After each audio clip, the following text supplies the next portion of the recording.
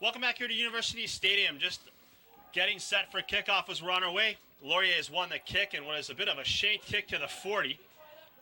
Handled and not much of a gain, and that's where the Hawks will start this battle of Waterloo. Chris Starsinek, Andrew Sharpsmith, Sean Farfaro, glad you can be with us here from a very chilly University Stadium in Waterloo. As we always seem to talk about, Andrew, the wind is howling, and I'd imagine that's going to factor into the running game here this afternoon. Well, definitely will factor into the game. You could see it on the opening kickoff there that the ball got hung up, and turned out to be a very poor kick by Waterloo's kicker. So Laurier has great field position here. So Partington fakes the handoff and drops back. They go down the middle early, and in and out of the hands of Josh Bishop. That would have been a way to start a game. Now, I'm not quite sure why Josh Bishop has yellow numbers on, but might have been a bit of a uniform mishap. Well, Bishop was a first-year receiver, and he was wide open there, and Partington hit him right in the hands and just basically dropped the ball. So if that continues, we won't be seeing much more of Bishop. A marked man with those yellow numbers on. So there's some question whether Jamie Partington would be starting the game, as he had an injury last week against Western, but sure enough, we see him here this afternoon working out of the shotgun. 2nd and 10. Outside, that goes to Lynch. Good for about 4 or 5, but Laurier will be forced to punt, so a good stance by Waterloo to start this game. Now you see on that last play, too, Bishop missed a block on the outside.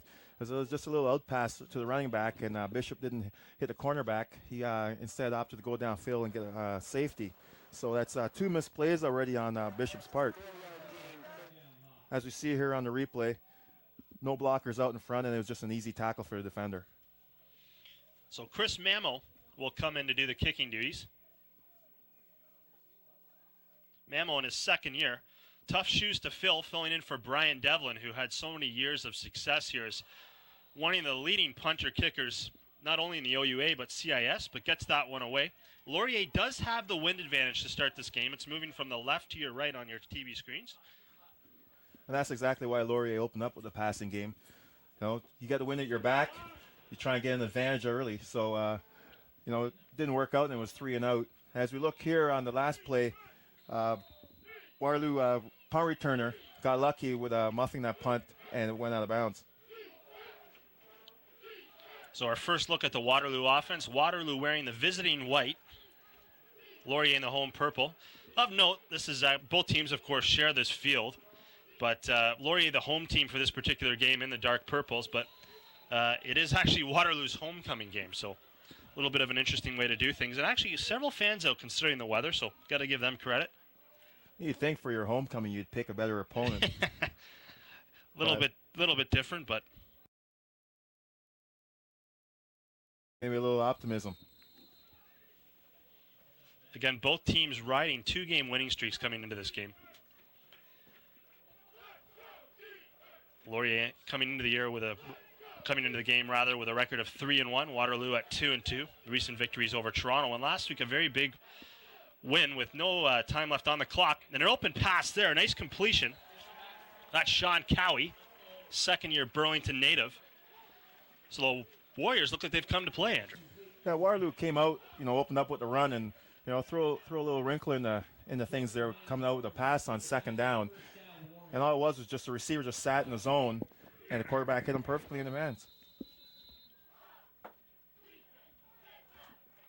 So a solid start for the Warriors. As Morby comes under center. Giatley and Falber in the backfield in the I formation. Pitch here to Giatley. Still on his feet. And he'll get close to the line of scrimmage. Tough defensive stand by the Golden Hawks. Well, it looked there like Waterloo was trying to run an option, but Laurier defenders came through the line really quick and was able to break it up. So that'll bring up 2nd and 10 once again. As just a sea of purple met the Warriors at the line. So Morby will now work out of the shotgun.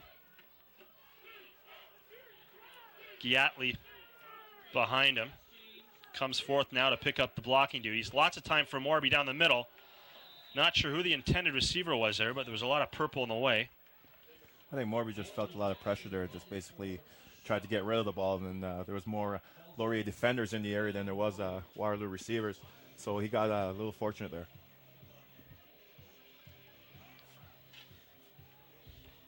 So after getting the first down of this contest, Waterloo will now kick it away.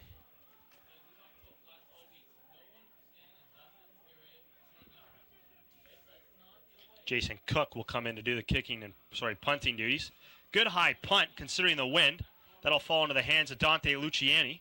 Luciani fumbles the ball, gets that stripped, and this is a huge turnover for the Warriors.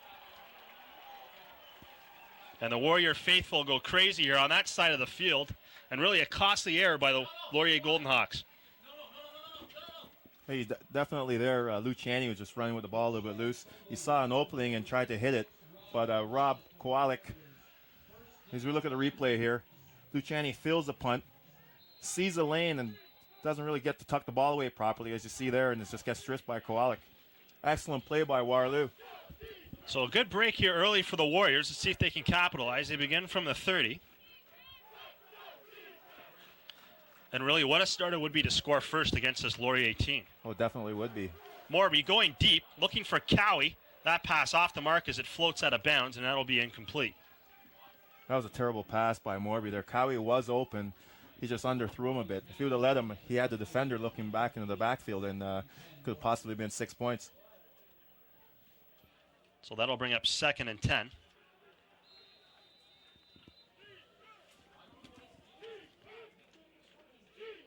Laurier coming off of victories against York. And last week here, their homecoming, a big win against Western, where they came from behind. Their only loss coming to a very strong Ottawa team as begins to show some more parity in the OUA. Morby fires it out of control, and that'll be intercepted. So, ladies and gentlemen, we've played all of not even 4 minutes yet, and we've seen 2 turnovers. And that's the second time, Andrew, we've seen Morby kind of just throw it away under pressure. So that's a poor decision by a fifth-year quarterback like Morby. Under a circumstance like that where you're in potential field goal position, you have to retain possession of the ball here. You know, if he takes the sack or he just throw the ball out of bounds. Basically, that's just a terrible turnover. No doubt. And like I said, that's the second time we've seen him just kind of throw away. The first time, Laurier almost had a pick as well. So this turnover will go for naught. However, they do have Laurier pinned back deep as Partington and the Laurier offense come back to the line. Partington, pitch to Lynch. Lynch with some room on the near side. Gets ahead. We'll call it a gain of 5 and a good run for Ryan Lynch. Third-year player right here at a Waterloo CI, a hometown boy who's come in to be the starting back this season. That was a good play there defensively by Waterloo to string that out. You know, instead of giving them running north-south, he's moving east-west. So great defense there by Waterloo. Hopefully they can sustain this. So second, we'll call it 4. Partington with the handoff to Lynch. Lynch finds another hole, plugs along. That'll be enough for a first down. And Laurier goes back to the ground and gains their first down of this contest. Yeah, once again, just another strong power run there by Lynch. And that's going to be the key today for Waterloo. If they can hold Lynch, you know, contain him and, keep him under 100 yards rushing, then they should be able to stay in this game. As you see here, just great blocking up front, and Lynch just powers ahead for the first down. First and 10 from the 22. Another handoff to Lynch. Finds some room. Does well to get a couple of yards on that play, but good read by the Waterloo defense. That'll bring up second, and we'll call it 7. It's like Waterloo's defense is coming to play today with some confidence, Chris. Well, you got to think, since the coaching change and Marshall Bingman taking over the helm, this has been a 2-game winning streak. That's something this Waterloo program's had some struggles in the last couple of years, so it is something to build off of. Of course, these days in the OUA, there really aren't too many easy games. You have a couple of weaker teams, but there are so many contenders this year. There's another strong stop there by the Warriors, and Laurier will be forced to punt. You have teams like Mac, Windsor, Laurier, Ottawa. These teams, any of these teams could win the division. Definitely is a strong division, but you watch a replay here again. Lynch just gets strung out, like I said before. His Waterloo defense has come to play, and they're not giving them any running lanes at all. So Mamo in for his second punt of the afternoon. No score. Just over 9 minutes left to play here in the first quarter as both teams are exchanging balls. Good punt. Bounces at center. It's fielded at the 50. And a strong hit there on the far side of the field as Cowie took quite a licking.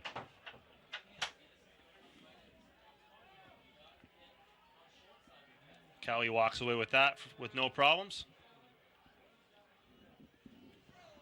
Traditionally, these games between Waterloo and Laurier have always been real physical, and we watch a replay here as Cowie picks the ball up and it just gets popped.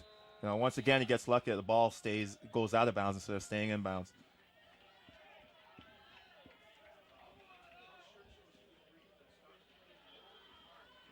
So 1st and 10 from just outside center field is where the Warriors offense will go to work.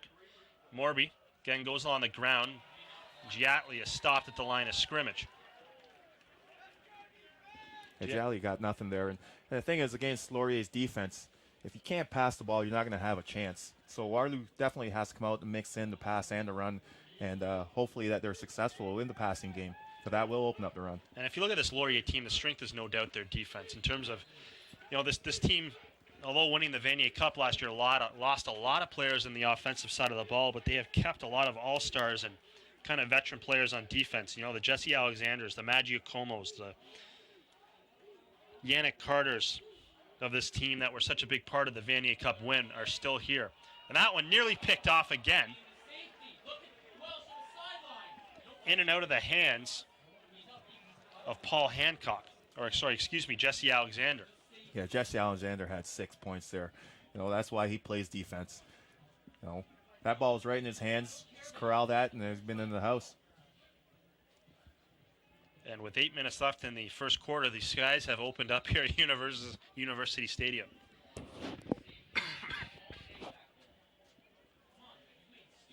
So it's going to be a day of battling the conditions as well as the two teams here this afternoon.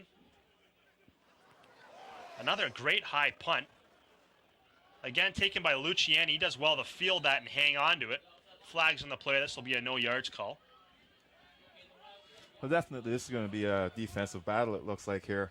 Neither team has been able to move the ball with any success so far. So we'll see whose defense can hold strong the longest. So just a sea of umbrellas below us now here in the booth as we have another look at the punt. As we watch a punt here, Luciani just comes up on it, knowing that he's going to get a no yards there even if he fumbles the ball. So it's a great play by Luciani coming up and filling it so early.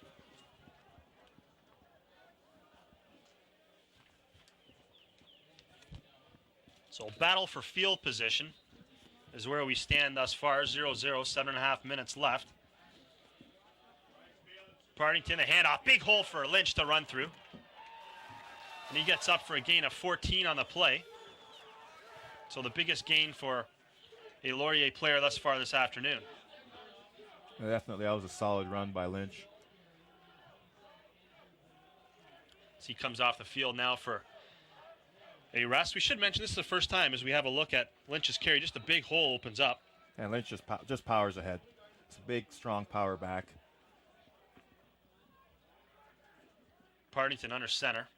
Single man in the backfield. They go to him. This is McBride, Dan McBride. Just a big back. And he's more of their sort of power running back, if you will. Lynch has the speed. McBride has the size. And that just shows you there how Laurier can mix the ball up really well offensively with their running backs. As you look at McBride here. Oh, sorry, check that. That is Brody Legan. Or Legan. Just takes the ball outside and, protects it and powers ahead.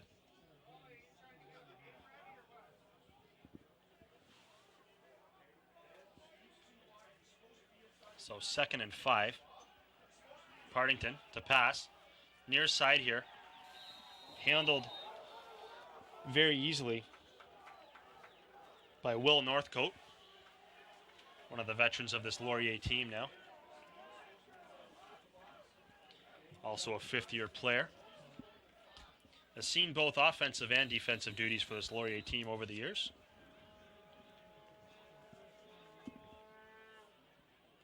So the Laurier charges on here. 1st and 10 from the 33 as this drive continues in the rain. Quick handoff once again to Legan. A flag on the play on the near side here. Yeah, Waterloo once again did well to string that out, but it looks like this might be going against Waterloo with a face mask. We'll wait and see what the call is. And we look at the replay here as we watch the defender go for a tackle, but just incidentally grabs his face mask. Once again, just great defense here by Waterloo. They've shown that they can stop the run. Waterloo, first down. So it is indeed a face mask call. That's a costly one. It moves 15 yards and gives Laurier the 19-yard line. This is definitely key right here for Waterloo to try and hold Laurier just to 3 points. Partington, no man in the backfield, going to pass out to the flats to Beckler. Beckler picks it up and is brought down to the 4. And really one of the go-to receivers for this Golden Hawk offense.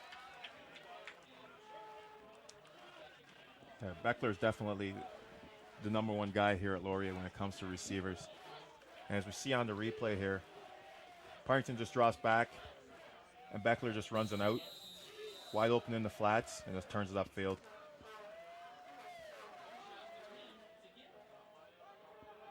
So 1st and goal from the 4-yard line. Lynch now back into the game in the backfield, gets the ball, tries to stretch it, dazzles, fumbles the ball. Ball still loose, and this is going to be a toss-up. It looks like Waterloo may have got their hand on it, and this would be just an enormous turnover if that's the case. Ball took a couple of ricochets, and it is in fact a Warrior ball. So we have now seen 3 turnovers in this game, Andrew, and another costly one by this Golden Hawks team. Oh, definitely. This time Laurier was in scoring right in the red zone, and all they basically had to do is hold on to the ball, guaranteed 3 points. And as we see on the replay, Lynch takes the ball and he tries to cut back, and he gets hit on the spin.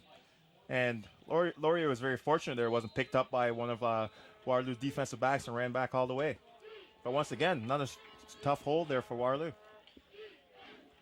So the Battle of Waterloo is shaping up to be a classic here early on. Waterloo getting the ball back from the 15-yard line. I formation for Morby. Quick handoff up the middle. That's Felber. He'll plug away for a couple of yards on the play.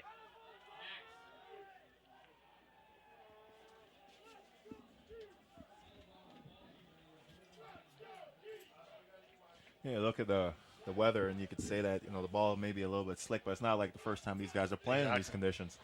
So you got to hold on to the ball. Well, and you just look at those 2 turnovers by Laurier. I mean, both cases, both in Luciani's case and there in Lynch's case, they just didn't have a firm grasp of the ball, and that can make for an ugly practice week when you see mistakes like that. Oh, yeah.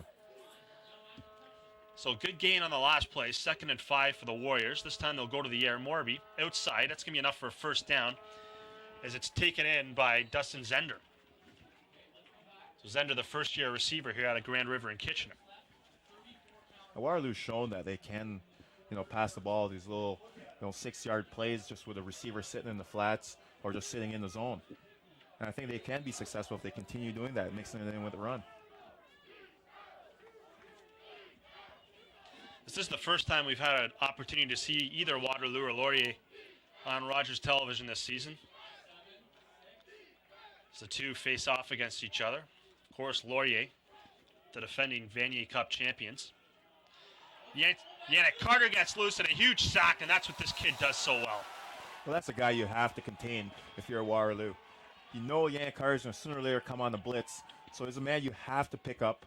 Being a running back coming out of the backfield, you have to pick this guy up. And here we watch it again. He just comes untouched. Look at this. Nobody between him and the quarterback, and he makes the play.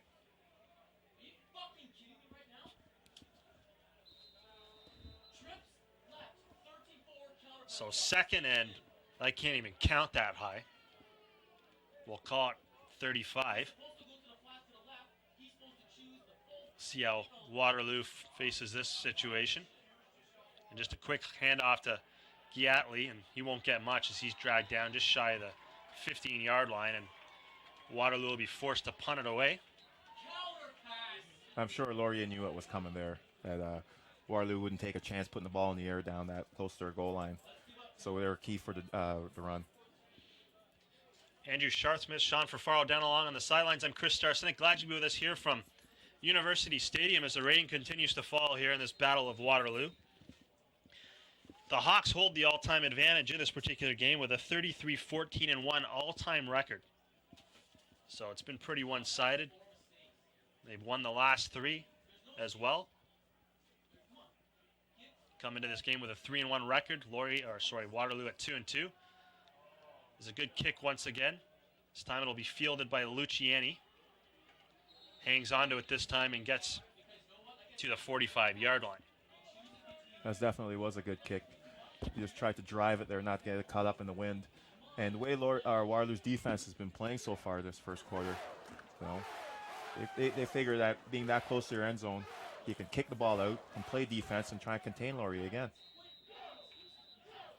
And you got to think, too, even the small battles, we can get out of this quarter. I mean, it seems we always seem to talk about the wind in this stadium, but, I mean, the wind is blowing today, and it's behind Laurier's back. Even that's a small battle to be won. Lynch cuts back inside. It'll be just shy of the first down. Gets about 8 on the play.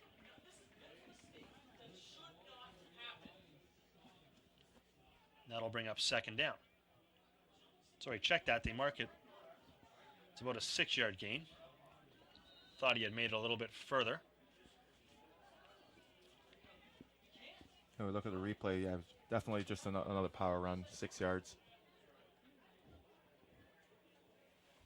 Second down. Empty backfield. Out here quickly to the flats to Beckler. Beckler breaks the tackle. That's a big move. Has some blocking room in front of him. And does very well to get more yards than he should have out of that play. And this is why he's been an all-star in the past. Yeah, Beckler's not the kind of guy you're going to take down with arm tackles. He's got good speed and good moves. And we watch here, Parrington just hits him out in the flats again. And Laurier's been throwing a lot of passes out in the flats. And just a missed tackle there by Andrew Baronski. So fresh set of downs with under 2 minutes left to go here in the first quarter. Partington. Hand off again to Lynch. And it seems to be the same pattern when Lynch runs. He kind of dekes outside and then tries to cut back in, Andrew, and so far it's been working. Lynch is what you call kind of a scat back. He takes it outside, and he's got quick feet, and he's able to turn it up and cut really fast.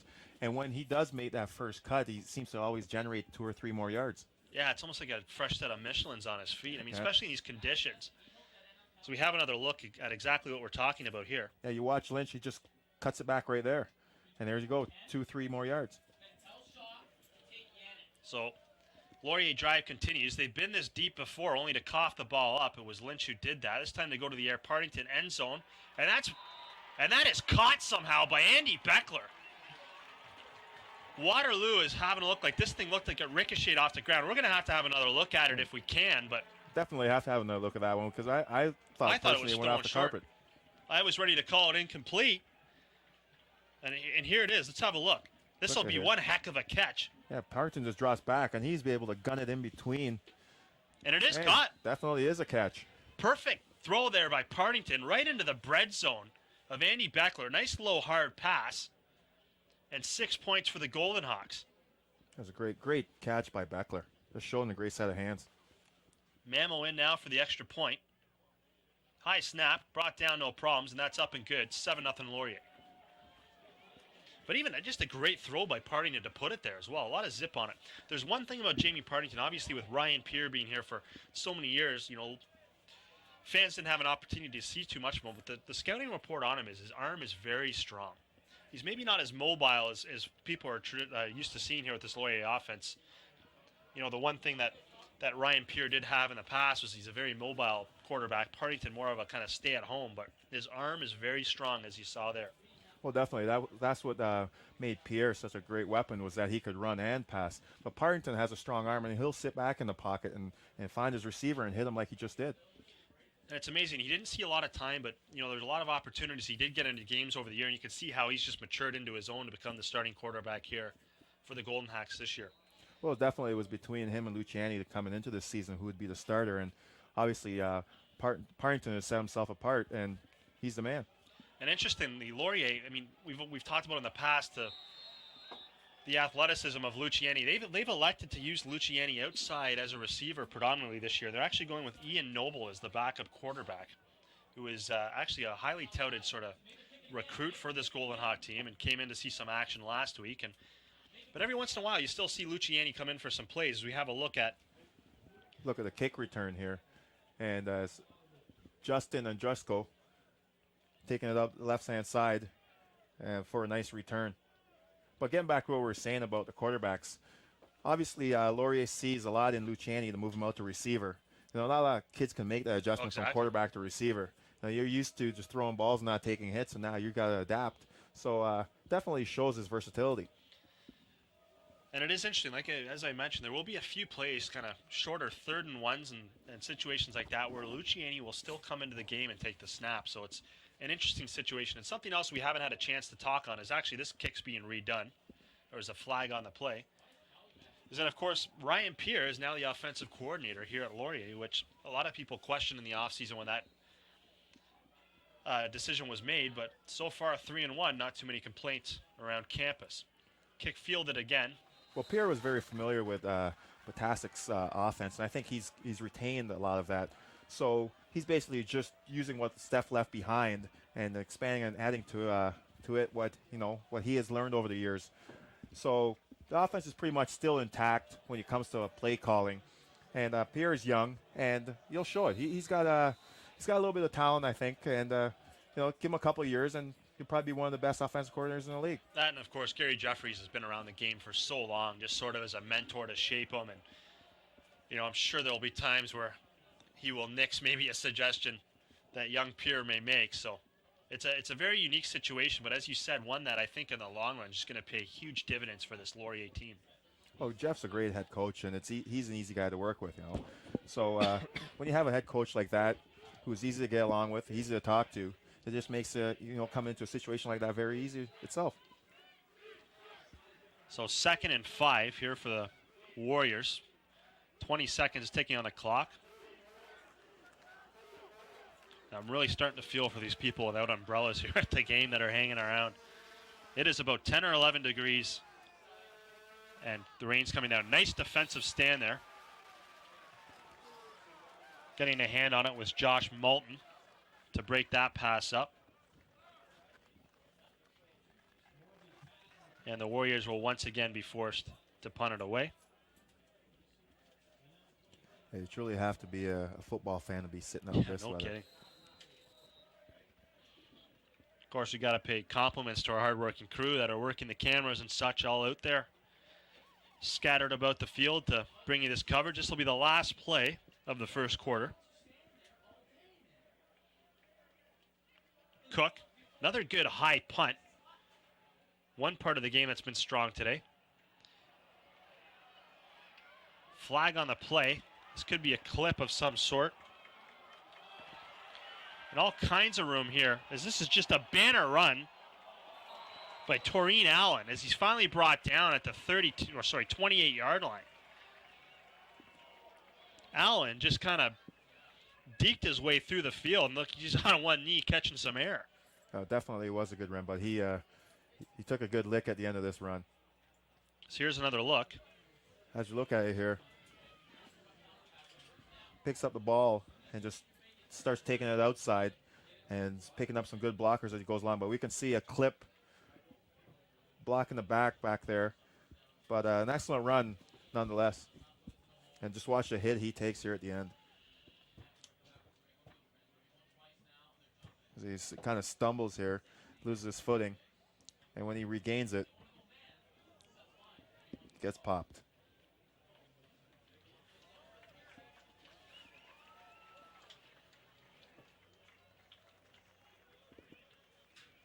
So it looks like we're going to have one more play here in the quarter.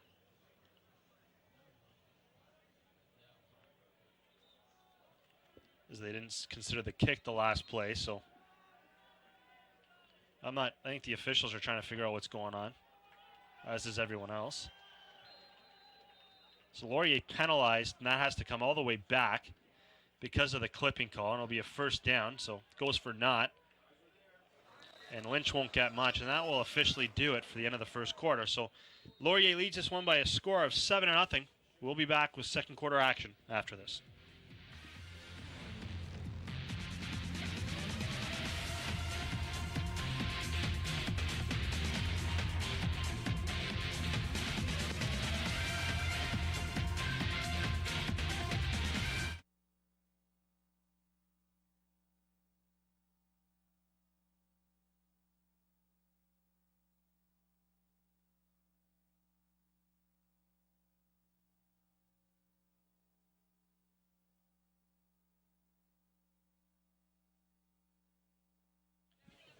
Yeah, we're good.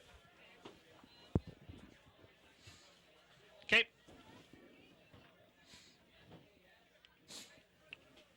We got a minute still, so.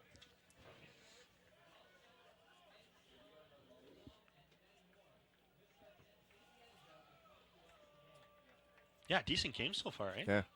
What it is about this game. A couple weeks ago, like what's his name, Branahan, or the quarterback there's.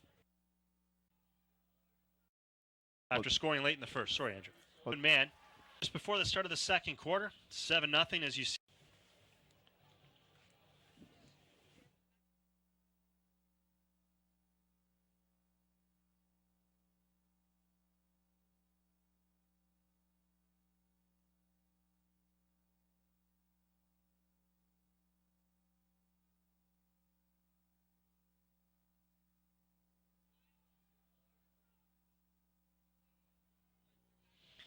And back here just before the start of the second quarter, 7-0 as you see our score here. Laurier Golden Hawks leading Waterloo.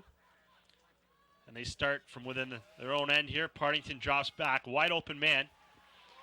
Breaking away, that's Luciani. So his first big reception of the game will move the sticks a long ways as that was 2nd and 5.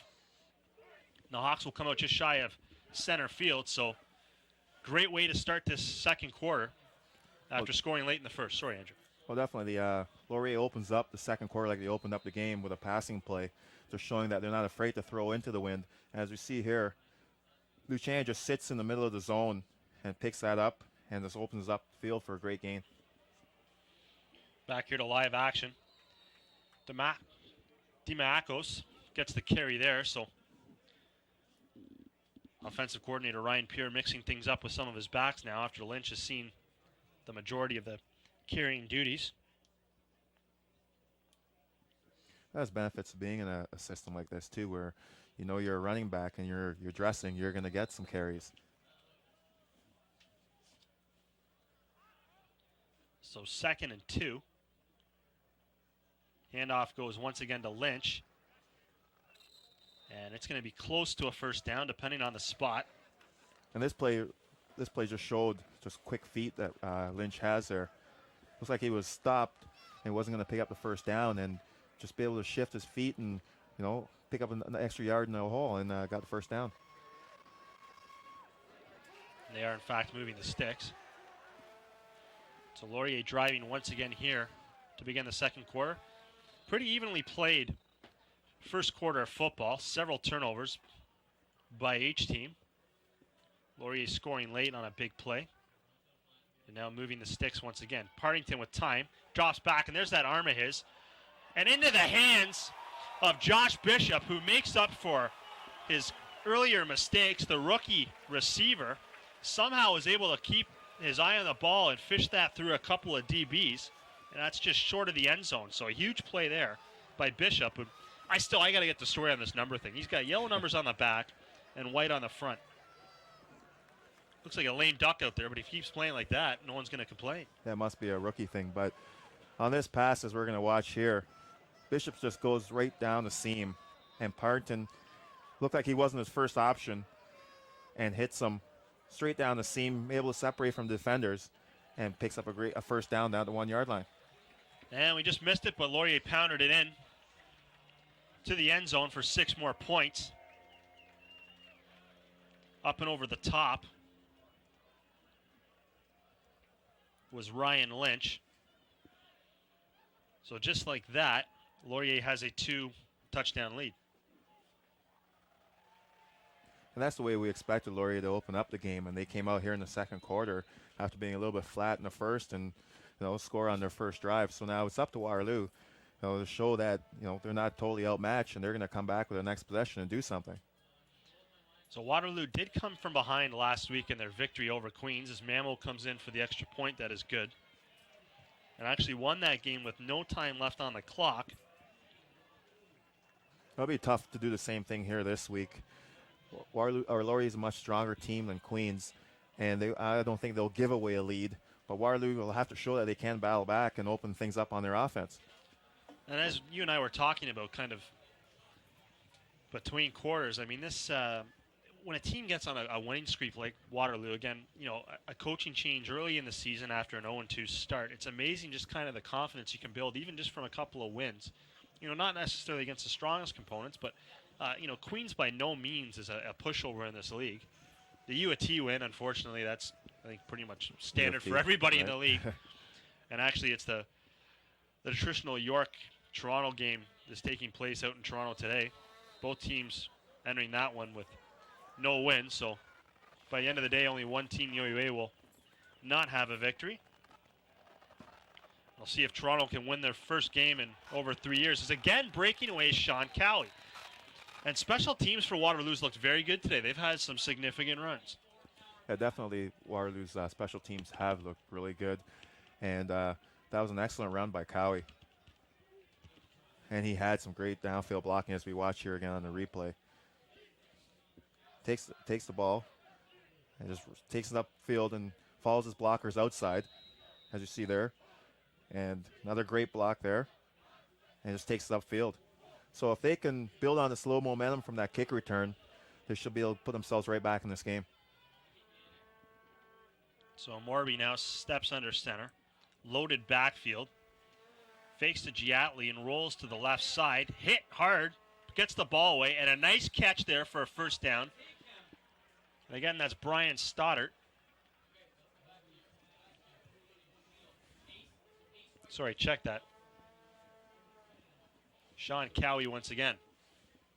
Yeah, it was definitely, you see that there was good blocking that time for Morby. Somebody was able to contain Yannick Carter and just gave Morby time to hit his receiver. So the sticks move.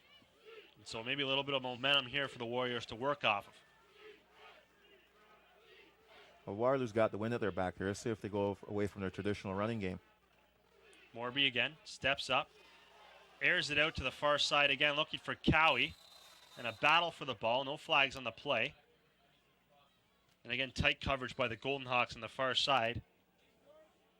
And Jordan Van Horn was right there. I'm surprised there at Morby underthrowing that ball. He's got the wind at his back and he didn't lead his receiver. That's the second time we've seen him do that today.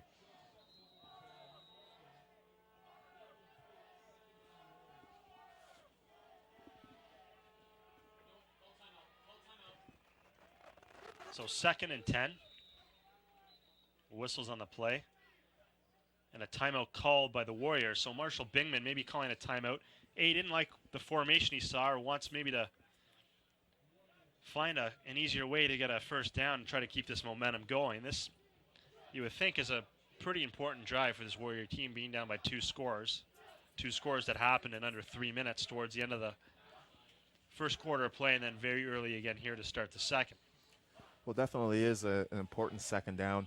This is a play where they have to pick up some positive yards, maybe possibly 8 or 9 yards, if not the first down, so they can put themselves in a position to possibly go for it on 3rd down. So let's see what they come back with here. They've been able to pass the ball really well, which has surprised me. They've gotten away from their running game, and their passing game is working really well. So maybe this is what it could be right here.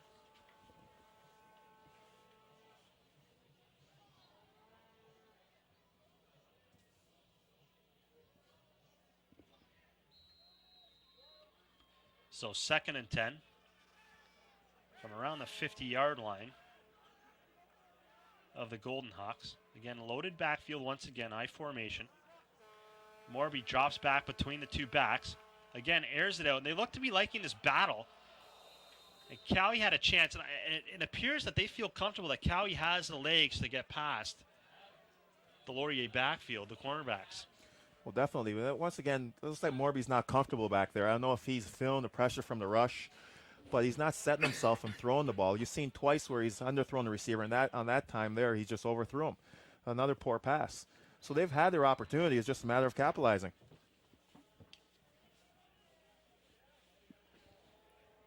So now with the win, Jason Cook will come in to kick, to punt.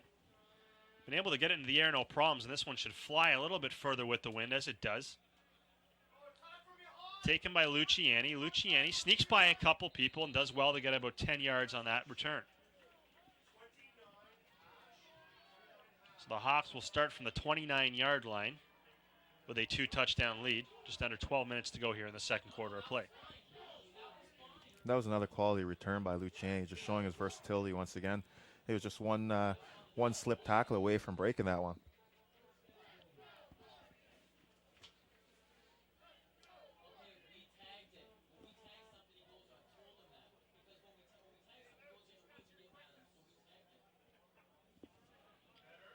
Handoff up the middle once again. Waterloo line does well. Drags him down, gain of maybe 1 or 2 on the play.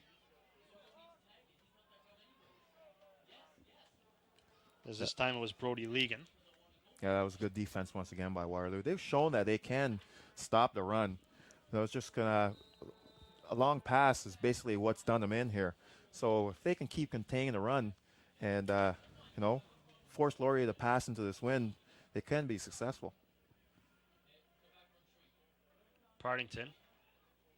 Hand off to Legan again. Some room to run. Look at the wheels on this kid. Gets out to center field. So I think Waterloo was thinking pass all the way, and Legan just found some room and turned it right up. Yeah, that was an excellent run there. So Brody Legan out of St. Mary's in Hamilton. As we watch this again, Legan just takes the ball straight up the middle, and he's gone. He's gone to the races. And there's a good tackle coming up there by the defender. Third-year student, but second year of eligibility. So again, this Laurier team, year after year, we see these new names coming into the backfield, Andrew, that look like they're bright futures. Nice pass and a good job. Almost intercepted on the deflection, but a good read by the Waterloo DB there to get his hand on it. Well, Laurier's got a system that, you don't have to be a great back to run in the system. The system makes you a great back. So you come in here, and they just move the ball around. You're like I said before, if you dress, you're going to play. And they've shown that they've used already 3 tailbacks today. So, you're a kid out there and you're looking for a program to go to. I think this is a great program if you're a running back, It makes the ball in so well. And it's amazing the difference that makes in developing the players down the road, too. I mean, you look at these kids just stepping in. It's, we're so used to seeing sort of rookie backs from other schools kind of step in and be nothing but nervous and, really set up for failure almost as youngsters. But, man, as they ever developed the backs here, through the years, the Pramsmas, these guys that were so successful. Oh, yeah, going back to the years when I played with Andy Cicchini and a guy like Chris Redgard.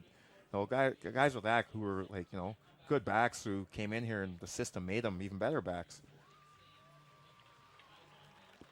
So an injured Hawk down on the field. That was Andrew Dietrich. Gets up under his own power and is walking off, which is a good sign. Of course, when you get hit and a little bit of an injury happens, it hurts that much more on days like today when it's cooler and the rain looks like it's slowed down a little bit. Yeah, definitely on days like this when you take a solid hit when it's cold and wet, the last thing on your mind is hitting the ground, and maybe even one of the last things on your mind is even wanting to play in these conditions. 2nd and 10. Partington drops back. Open man again. And this is, in fact, Brody Legan again. So the second-year player coming in and making his mark. It's almost like the first quarter belonged to Lynch, and this quarter belongs to Legan.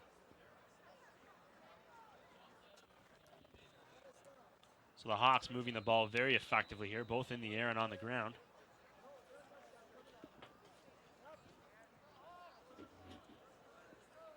So fresh set of downs from the 28. Partington bobbles the ball. And is this another turnover? And it is. Waterloo gets it. So another careless mistake on holding the ball. And the interesting part of this is we've seen 3 veterans now do this for the Hawks. It's been Lynch, Partington, and Luciani that have all coughed up the ball for the Golden Hawks. Well, see here on the replay, and Partington just doesn't get the snap. The snap, he's pulling out, and the ball isn't there, and Waterloo recovers. So another break in favor of Waterloo. And the 3rd turnover this afternoon for the Golden Hawks. As we kind of mentioned, even if you win this game kind of 44-0 if you're Laurier, that's an ugly week of practicing when you make those kinds of mistakes. Oh, definitely will be. Be a lot of running come Monday. Handoff up the middle. Or, sorry, near the side here. Morby keeps it. Had me faked. And a quick pitch to Gialli. That was interesting. Well, Waterloo ran an option there, but they ran the option to the short side of the field, and it got strung out, and then Morby decides to pitch the ball to the running back who has a man on him. So good thing he actually had the eyes to watch this ball coming at him. As we watch a replay here, he fakes it up inside, and he's taking the option outside, but the option's really late when the running backs are ready at the sideline. So they got fortunate there that there wasn't a fumble on the play. Nonetheless, a gain of 5 on the play. 2nd and 5 coming up. Again, the traditional I formation. Handoff goes to the first man. This time it's Balloway. We've yet to call his name. He's one of the veteran players in his 5th year for this Warrior offense.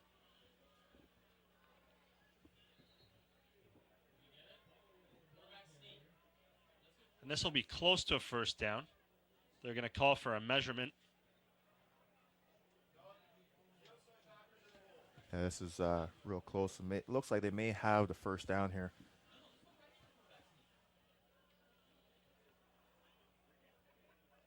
I think regardless of the situation here, Waterloo has nothing to lose, so even if it's 3rd down, I think they will go for it. And it is, in fact, by about a ball length, first down.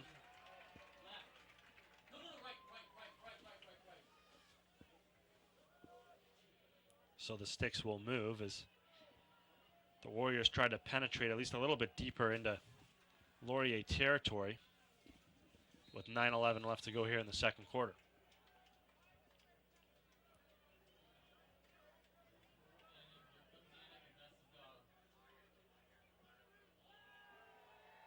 Morby takes his time barking out orders. 6 seconds on the shot on the clock. Gets it away. Goes to the sidelines here again. Intended for Adam Welsh. And good coverage by the Golden Hawks. That ball was thrown high and Welsh went up. Couldn't come down with it.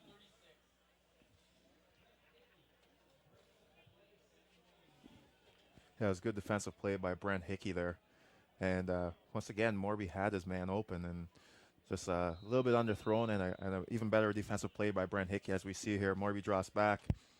And once again, he just can't set his feet. He won't set his feet to throw as he's feeling a lot of pressure, and once again there from Yannick Carter. So 2nd and 10. Morby again, airs it outside, intended for Cowie. And that pass behind him slightly as Alexander was there to break it up.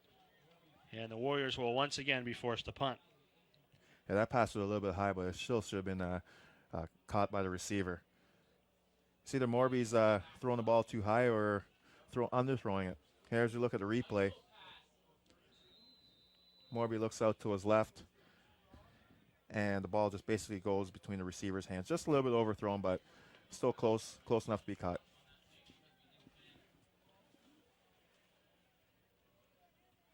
Cook, another good punt. Flies into the hands of Taurine Allen. Had an impressive run earlier that was brought back due to a clipping call and fumbles the ball again. Are you kidding me? So now the 4th turnover, and we have 8 minutes left here in the 2nd quarter for the Golden Hawks, and this is not characteristic of the Vanier Cup champions as we have a look. And correct me if I'm wrong, Andrew, but it almost looks like a lot of these plays are just the receivers are, in this case, you know, the kickoff returner trying to do too much with the football. Well, this is exactly what it was on this play. Allen here, he's wrapped a couple of times, and he breaks away, but he's trying to do a little bit too much. Here, He's just holding the ball. When you're trying to do a little bit too much like that, you got a lot of tacklers around you. It's best to just go down, and take the loss where you are. But instead, he's fighting for an extra couple extra yards and lose the ball. So another break for the Warriors. Now, they haven't been able to capitalize on any of these thus far, but we'll see what they do here with their best field position in some time from the 30. Morby gets sacked as he's brought down. A loss of 5 on the play. And it is definitely too bad right there that Morby didn't have another 2 seconds because he had a receiver wide open. As you see here, he decides to pull the ball down, and I don't understand why, because he had a receiver open out in the flats behind the Laurier defenders. You could see after the play was over, the Laurier defenders discussing amongst themselves who had that guy. And Yannick Carter in once again off the blitz to drag him down. Loss of 5 on the play. So that pushes them back to the 36. Morby this time with more time as the Laurier defense drops back, and Taurine Allen kind of making amends for his dropped ball earlier, gets a hand on that to break it up. That wasn't even such a great play on Allen's part as it was a bad pass by Morby. He had a receiver, Anthony Amadio, and he just threw a terrible pass. It's like Morby and his receivers aren't in sync here.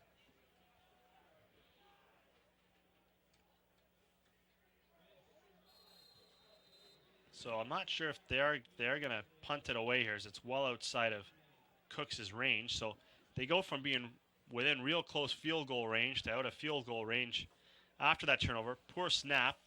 Skips into the hands of Cook, and a good punt as that lands on the 10-yard line. And that will pin Laurier deep. Well, it's definitely been a game of missed opportunities for Waterloo so far. They've had the chances in Laurier's end of the field and have done nothing with it. They've capitalized on every turnover so far in this game and have basically just given the ball back away. I mean, even if they had just held the line of scrimmage after that turnover, it would have been a 37-yard attempt, which downwind, I mean, is very, very makeable. Oh, yeah, definitely would have been very makeable. But after the sack, it pushed them well out of field goal range. And once again, we'll have to see what their defense can do here. So Laurier with 4 turnovers on the afternoon. Move everyone here to the near side as they hand it off. And they'll scrum ahead for a gain of a couple on the play. Again, the ball carrier there once again, Brody Legan. There you see him in the middle of the huddle, number 32. We haven't seen much of Lynch in the second quarter. I'm wondering if he's got an injury because Legan's been getting the bulk of the carries. Right. He stays in the game there.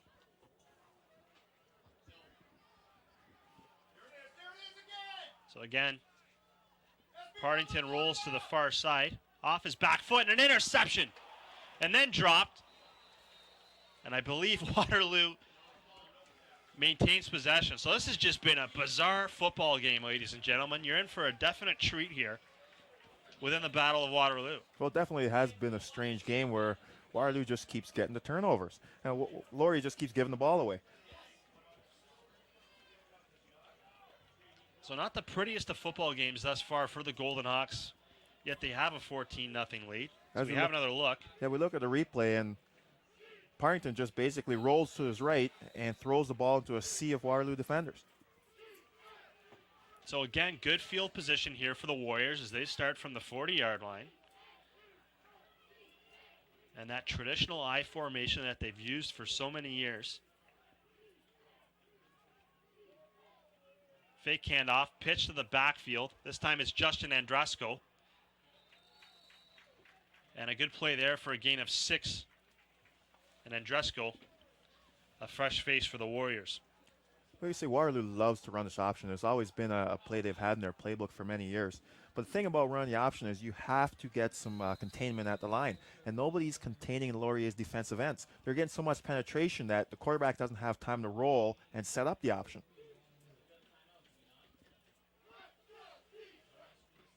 Second, call it 4.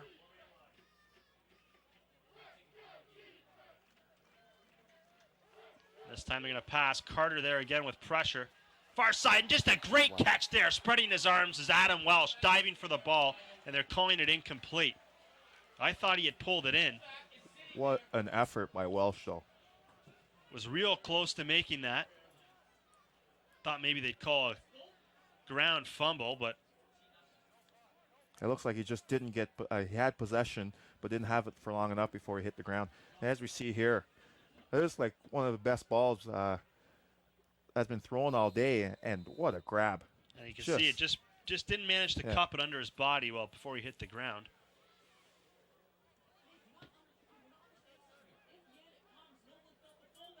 So again, it's like deja vu all over again. Cook in to punt it and try to pin the Hawks deep again. Another low skidding snap. That's 2 in a row. Great kick as that's out of bounds at the 1 yard line. A great angled kick by Cook, and that will pin Laurier very deep. But a flag on the play. Hopefully for Laurier or Waterloo's sake, this penalty doesn't go against them, where they can potentially pin Laurier right back to their goal line here.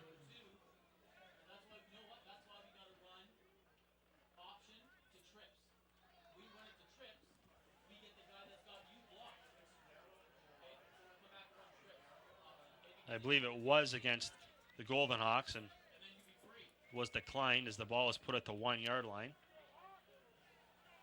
Now this is an opportunity here. If Waterloo's defense can come up strong, they'll definitely have good field position if they can hold here. But we've also seen them with good field position and they haven't been able to do anything. I think if you're Laurier right now, your battle is just to hang on to the ball the way things have been going.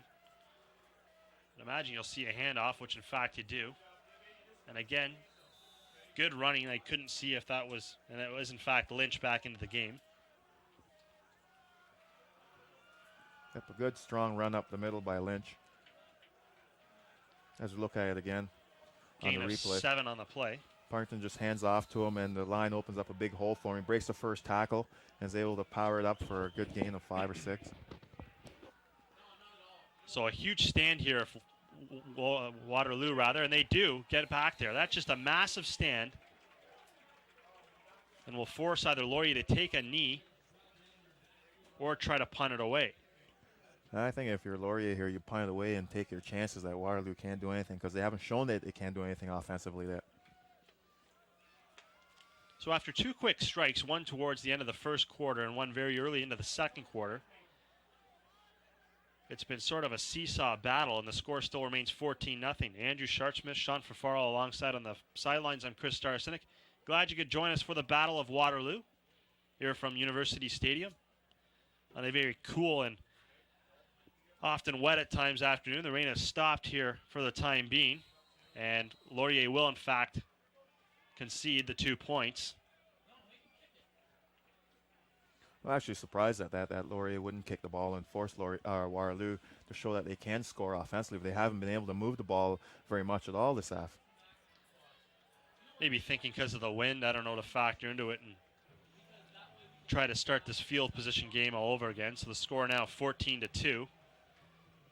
3:24 left to go here in the first half of play.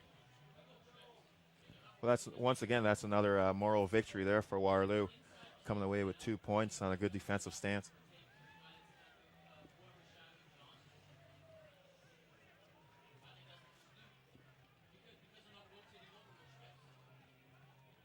Here you look at this game, Waterloo hasn't been really outplayed very much by Laurier. There's just missed opportunities. And that's one thing I'm sure, especially if the score remains and with Waterloo getting the ball back here, anything can happen. But I'm sure that's something that Coach Bingaman is going to preach at the half. And again, Cowie, good return just past the 50-yard line. So he's been a bright spot for this Warrior team this afternoon. Well, Cowie definitely has been solid offensively for him. And that was a good return. Looked like if he had a little bit more speed, he would have been able to take it outside there because he only had one defender to beat. But he opted to just take it up the field for positive yards. As you see it again here. He's taking it straight up. Gets stopped, bounces it back. And here you see he's coming up on the one defender where he just decides to take it up instead of taking it around.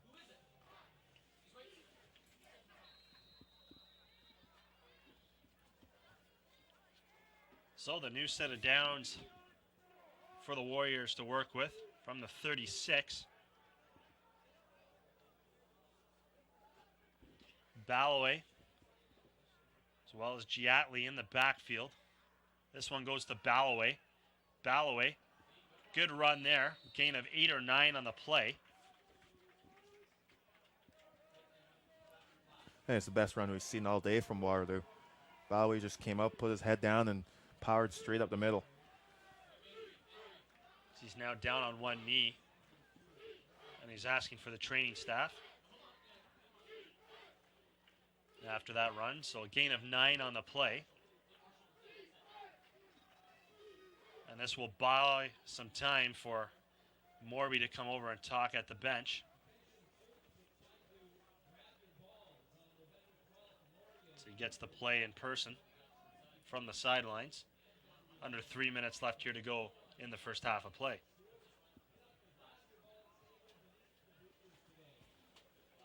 It's funny, I look at Waterloo's roster here and I see a lot of local talent on their roster. That could be a thing that they don't recruit very widely across the province, or they just like the hometown talent. Yeah, an interesting transition sort of period for this Warrior team, obviously with a new coaching staff. And beside us, we actually have the offensive coordinators, one of them being Adam Lane, who is a quarterback here at Laurier in the late 90s. Actually, before Ryan Pure took over at quarterback, so that's kind of an interesting connection. You have the two kind of previous starting quarterbacks for this Laurier team, and Lane and Pure facing off against each other on the offensive side of things up here in the booth. 2nd and 1. Waterloo taking their time and having a look, as now finally Morby goes down. Handoff up the middle. Huge stop by the Golden Hawks. And Morby kind of pointing to, listen, I think he got some momentum, but that's not going to be anywhere near the first down no matter where they mark this. Well, it definitely was stopped short there. And so, Andrew, here's the call. You're the offensive coordinator with 2.5 minutes left. At the 40, we'll call it 6-yard line, do you go for it or not? Go for it here. And this is where you either run your option or it's a quarterback sneak. There's no handoff on this play. The quarterback's got to definitely keep the ball here and get some positive yards. It looks like they're listening to you. So the line huddles in real tight. An absolutely stacked backfield. 3 players back there right now. Felber, Ballaway. And it is the quarterback sneak. Flag on the play. We'll see if there was motion on the line. Going to be real close to the first down, but depends what this flag is for.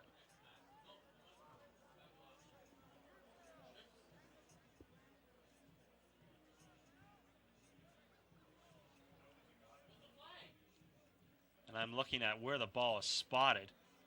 It looks like the flag was picked up on the play. Yeah, it looks like there was no flag, you're right. And from our vantage point here, I mean, we're a ways away, but that looks to be short of the first down. Andrew and I are just off of center field.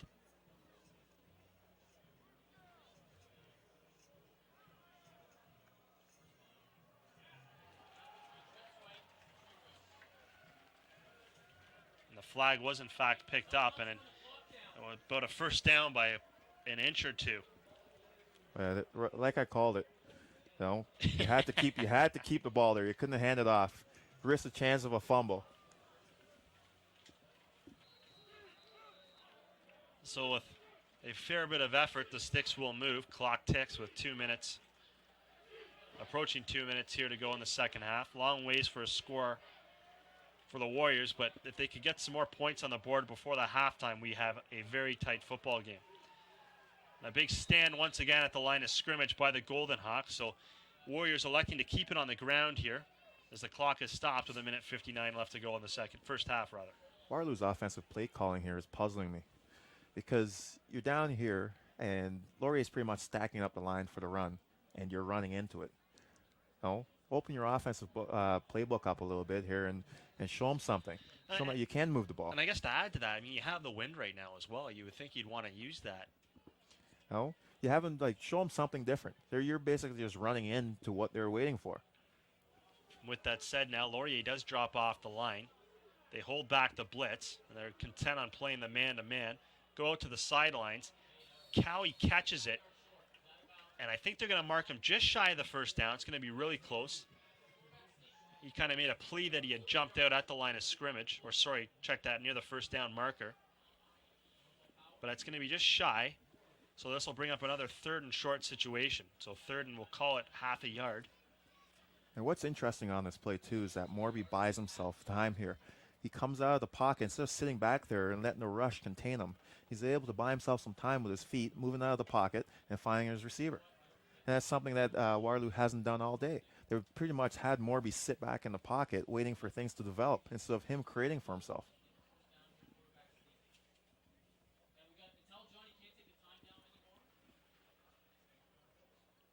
There's another 3rd down play here where Waterloo has to go for it.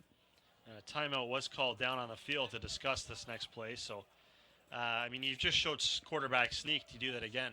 But you have to do it again. The only other play you would run here, and because they have it in their playbook, would be the option. Because the line's going to be stacked for something up the middle. So if you're able to run an option here and get yourself a 2-on-1 with a quarterback and a defensive back, it could go for a big play.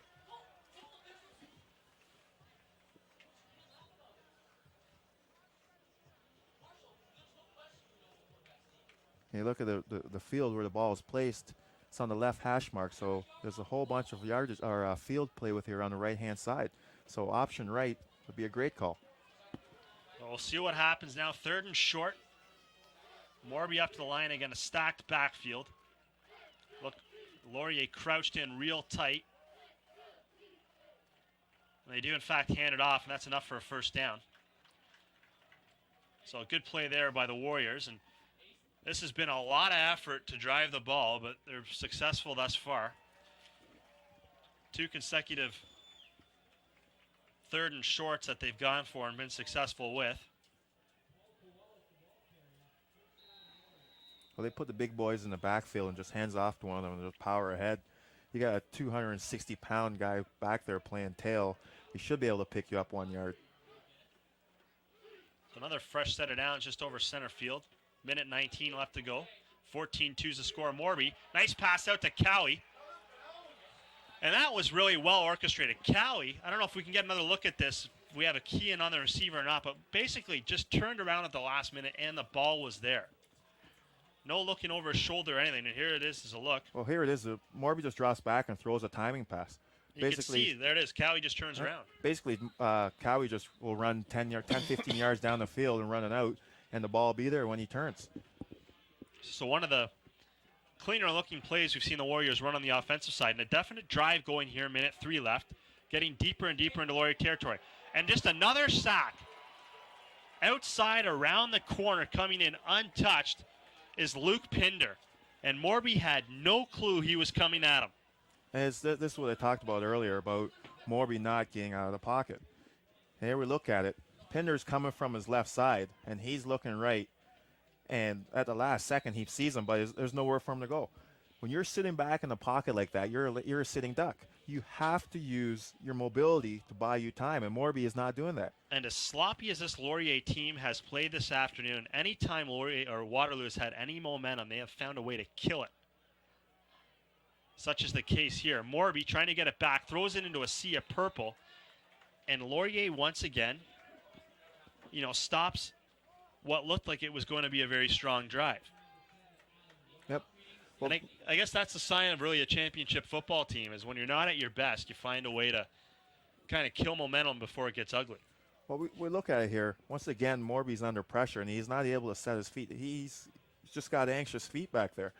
But Laurier's coming with the blitz time after time, and they're not being. The linebackers aren't being picked up.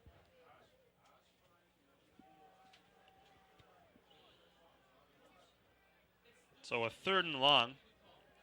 Waterloo will try to pin the Hawks down deep and try to keep the score at 14-2 heading into the half. Taken by Luciani. Luciani spins. Luciani's still on his feet and is finally dragged down at about the 20-yard line. Another tough return by Luciani, but once again, you see him fighting for extra yardage, where he's basically contained by 3 or 4 guys. And that's what happened last time we had a kick returner trying to do that for Laurier. There was a fumble on the play. As we see it here again, Luciani takes the ball, and pretty much right away he's hit. And you see their Waterloo defenders going for the strip. And they've known, like, these guys have fumbles already 4 times this game. So keep going for the strip, and hopefully you get another one. Partington gives a handoff and a good run here up ahead. Gain of 13 on the play. That'll move the sticks with 18 seconds left. And, even with that time left and how much field there is, I guarantee you this Laurier team is thinking points. Well, definitely. You're always thinking points when you have the ball, and it's getting close to the end of the half. Lynch with a gain of 13 on the play. So 18 seconds left to go here in the first half of play. 14-2 is our score. Stand by for Sean Fafaro at the half.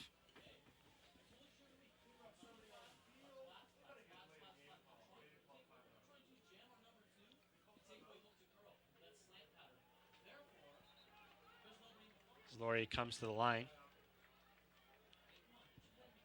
So 1st and 10 from the 34. Partington in the shotgun. Lots of time, drops back, goes down the far side looking for Luciani. And that just out of his reach. Good coverage on the play. That'll bring up 2nd and 10.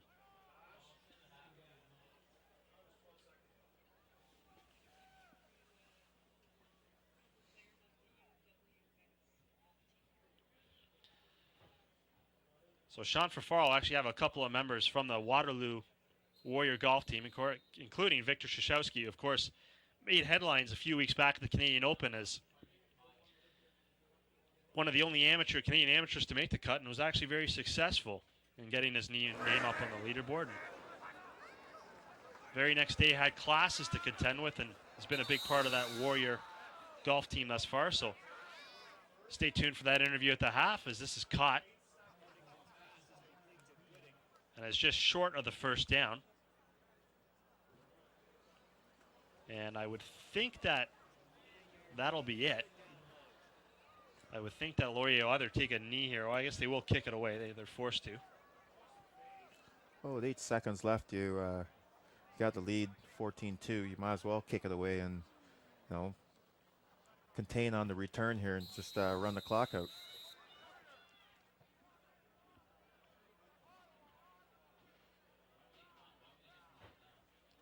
So Mammo stands on the 28-yard line, takes the snap, punt is away, angled here to the near side of the field. That'll bounce out of bounds at around the 35-yard line. And that's going to do it for the first half of play. So a very entertaining first half, to say the least. Both teams coughing it up numerous occasions, and Waterloo unable to capitalize on some good field position as the half progressed. Our score is 14-2. We'll be back with Sean Fafaro at the half.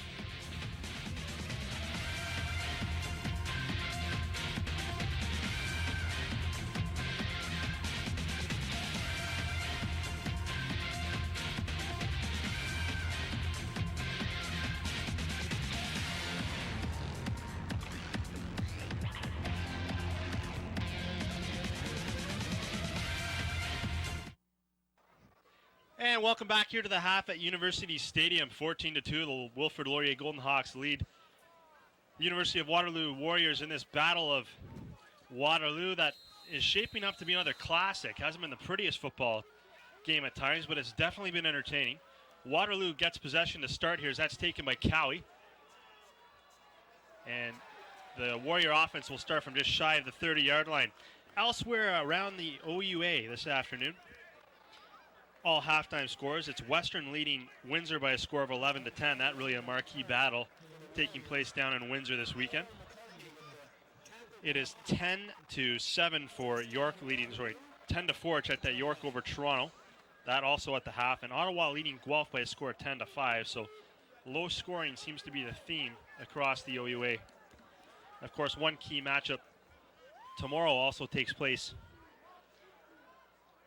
in Hamilton, where it will be Queens visiting McMaster.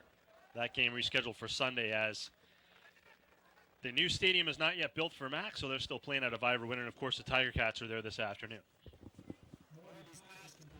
Well, we see Waterloo opens up here with the ball, and they come out with a swing pass for basically no yards on the play, or maybe a 1 yard loss, sorry, on the play. But kind of a strange way to open up the second half. Instead of passing it down the field, they try a swing pass, where this offense really hasn't opened up at all, and coordinators for Waterloo haven't really shown any capability in play calling yet this afternoon. And you got to think that was a topic, both dressing rooms I don't think would have been overly happy in their messages to either team. I mean, I don't think if you're Waterloo, you could say, listen, it's only 14-2, like we're still in this game, because clearly they've missed some missed chances to capitalize in some of the turnovers by Laurier. And at the same time, Laurier, I mean, it's been sloppy football by their standards, and not just their standards, but any team in the OUA, when you have 4 turnovers, you're not going to be happy going into the half. Yeah, well, definitely has been a sloppy half by Laurier, and Waterloo has missed many, many opportunities. And a 14-2 score really isn't indicative of what this football game has been, because I think it's been a lot closer than 14-2, where sure. Waterloo could easily be ahead in this game. There's no doubt, yeah. So let's see if they can come out in this second half and take advantage on some plays. But you look at the stats from the first half, and Waterloo has been successful when it comes to throwing the ball. Like Cowie has 56 yards receiving, and if Morby can find some time in the pocket to find his receivers, I think they can exploit this Laurier defense. That's right, and I mean, this Waterloo team has come to play this afternoon. They're very much in this game, and a great run here. That's going to be enough for a first down. So face 2nd and 11 there. They're going to move the sticks. So a big play there by the Warriors. And it was funny, just in the halftime, I was talking to some of the kind of inner coaching staff of the Laurier squad at the half here briefly, and it's almost like they're worried that the team might be looking ahead to next week's game against McMaster. And, you never want to overlook an opponent because, Waterloo, I guess to put it politely, they might be underestimating Waterloo's capabilities. And Waterloo certainly has come to play this afternoon. Well, as we said before, this is a game Waterloo always seems to always bring their A game for. But when it comes to Laurier looking ahead to McMaster next week, well, that's a big game. They're going up against their ex-offensive coordinator in Steph Potasic. And Steph also has Greg Knox there as his defensive coordinator, 2 ex-Laurier guys. And, that's going to be a big game for them. Oh, just for that, yeah, added motivation for that game. But we still have a very tight and good football game here. Yeah, and Waterloo's playing. Waterloo wants to win this game. Regardless, Laurier can look past them as much as they want to look past them, but this game means everything to Waterloo. And again, good pressure by Carter on Morby, able to get the ball away, but incomplete. And we see Morby's slow to get up there because Carter's pretty much been able to tee off on them all day. He's taken a couple lickings from number 42 this afternoon. And we get back to that Laurier looking ahead to Mac next week. You're going up against your ex-offensive coordinator. Like a lot of these Laurier guys, the current players now, know Steph Potasic. He put in this offense. So it'll be interesting to see, what exactly he tells his defensive coordinator to go up against this Laurier offense. And the thing is, too, it's going to be a big game. Laurier can come up with a victory at Mac next week. That just changed the outlook of everything in the OUA. But they got to get by Waterloo here first. And the Warriors, as we mentioned, have certainly come to play. Again, both teams, riding 2-game winning streaks, albeit against very different opponents. But nonetheless, if Waterloo were to somehow come back and win this game, they'd have identical records. And that's just how close it is in Week 5. Well, I tell you, Waterloo comes back and wins this game, there will be a moral defeat. You would see a Laurier team basically going to Mac next week and get crushed because, you're looking ahead to that opponent and losing to this opponent, that'll just crush you. Yep. So. But we'll see what happens here this afternoon. I think Laurier still has a game in control, whereas they just have to come out and play a more efficient first or second half as opposed to the first half they put out. So fresh set of downs here. Partington drops back up the middle. Intended receiver was Don Gooding. His first action of the afternoon. And one thing we need to mention as we move forward, as we look out from our perch here at University Stadium into the foreground, the skies are very gray, to put it politely. The weather conditions, depending on what this wind is doing, are going to play a factor as this game continues. You can see the umbrella starting to come out here in the crowd very slowly. There's the potential for some heavy rain to come down before this one's all over. So not only these two teams battling each other, but the conditions as well. Pass up the middle, intended and caught by Andy Beckler. That'll be enough to move the sticks. A gain of 14 on the play. And we see here on this play that Laurier's receivers have been able to find the opening in the zone and be able to sit down so that Partington can find them. The play before, Gooding basically dropped the ball. He had it right in his hands. And we look at this play here. Look at the time that Partington has to sit back and throw. And when you have time like that in the pocket, you will find your receivers. And that's been the difference in this game. One quarterback has had time to throw. The other one's been under a ton of pressure. Partington drops back and in and out of the hands of Northcote. And that's another drop ball again by a Laurier receiver. And he's one of the veteran players on this team again, Will Northcote. Another 50-year player. So while Laurier had high turnover on the offensive side of things last year from their Vanier Cup team, they're going to be losing a lot of defensive players this coming year.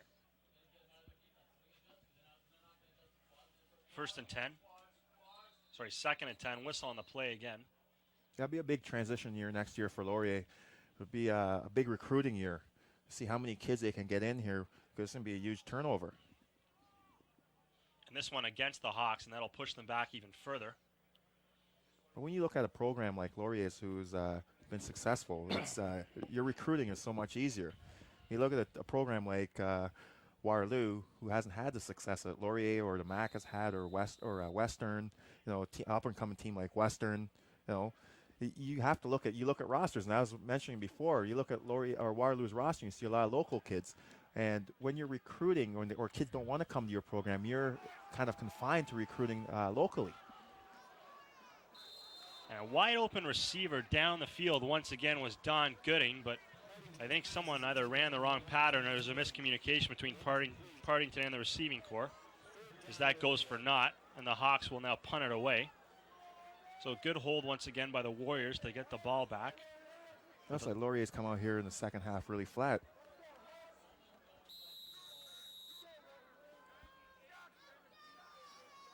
As the wind is really starting to pick up here at University Stadium, and there's a fine mist beginning to come down. Mamo back to punt this away. Ball put up, taken by Dustin Zender. Zender trying to stretch out to the far side of the field, and a good shoestring tackle there put on by Kyle Somerville. Otherwise, there would have been a little bit more real estate for Zender to take off to. And that was a great tackle by Somerville, because Zender had some opening on the left-hand side of the field. If he hadn't been able to turn that up and break that tackle, he was gone. We look at the replay here. Zender just takes it straight outside and is trying to use his speed to get around the corner. But look at the pursuit. Great tackle by Somerville. So 1st and 10 from Waterloo's 50.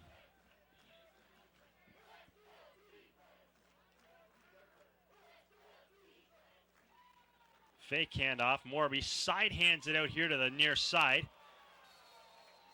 And again, another one of those option plays. Ryan Felber, the fullback, comes out of the field to grab it. Gain of about 6 on the play. Well orchestrated play by the Warriors.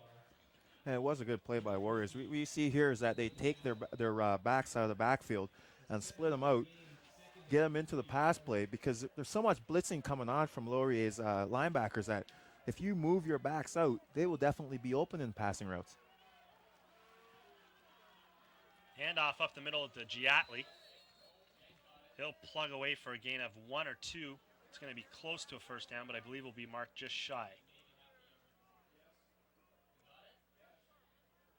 Yeah, it looks like he's about half a yard short. And about a yard short of the first down.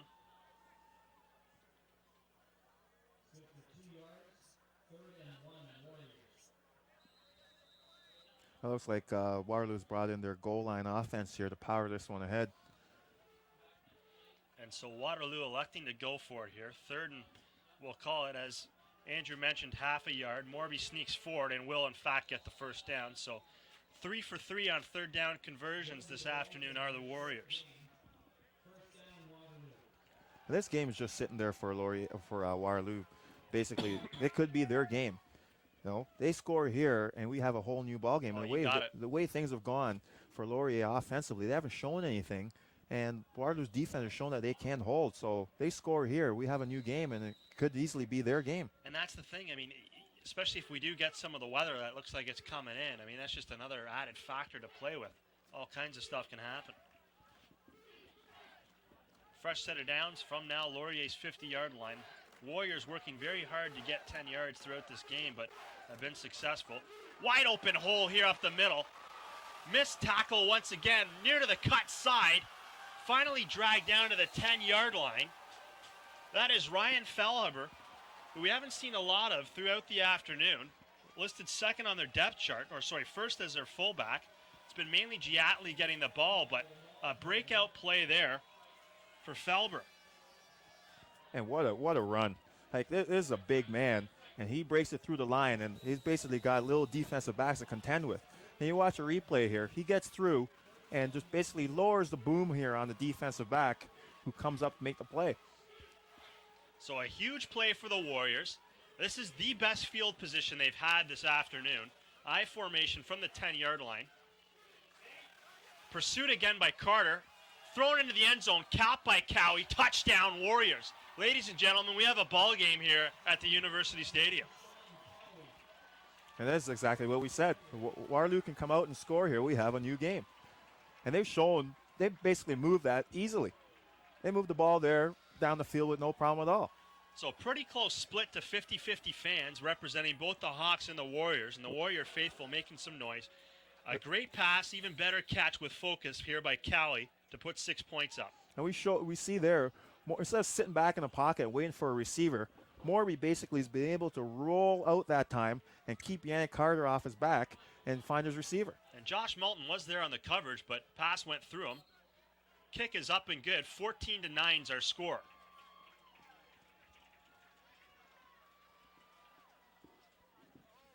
So a 5-point ball game now. The Hawks lead. And what Waterloo's really done well for since the second quarter is shown that Malton can't cover Cowie. And they've really exploited that side of the field. So if they continue doing that, Laurier's going to have to make some kind of adjustment on that side. Because what we've seen a lot here in this second half is that Laurier has been playing zone defense on Malton's side of the field and man-to-man on the other side. So they don't have much confidence in him over there.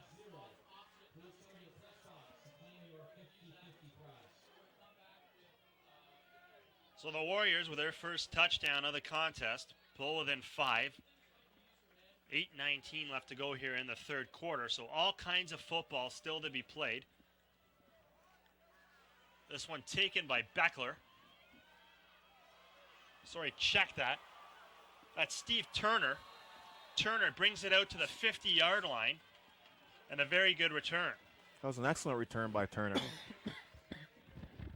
Basically be able to follow his blocker straight up the middle. It's just a middle return and pick up some great yardage there. And we watch it here again.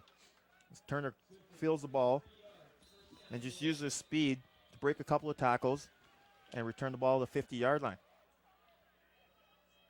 So good field position for the Hawks to start with.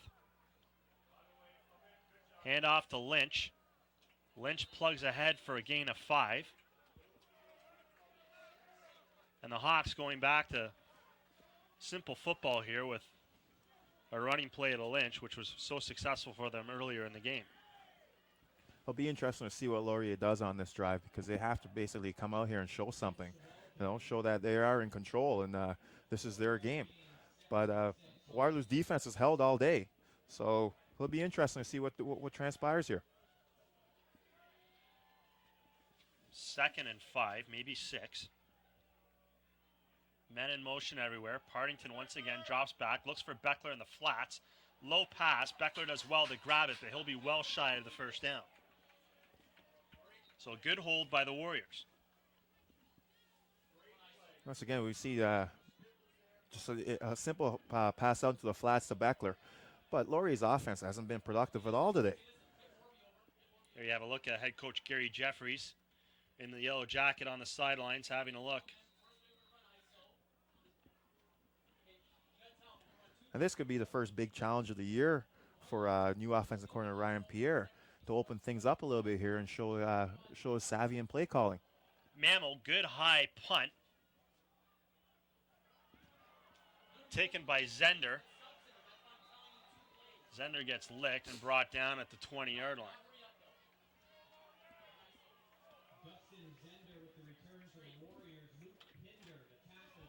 So Warriors will start from their own 20, deeper into their zone, but they have the win this quarter, which will give Laurier the wind advantage come the final quarter of play.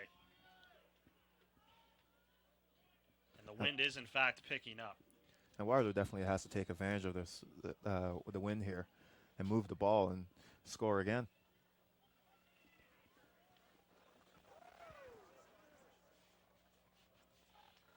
High formation. Fifth-year quarterback, Jonathan Morby, in under center. Handoff goes to Giatli. Giatli with a hole. And just a gaping hole as he plows ahead for 20 yards to the 40-yard line. And another strong run by a Waterloo running back. They've found something in this defensive line of Laurier's where they've taken advantage of the blitzing. If you're going to keep blitzing, there's going to be holes somewhere. And Waterloo's gone into the second half and found something there.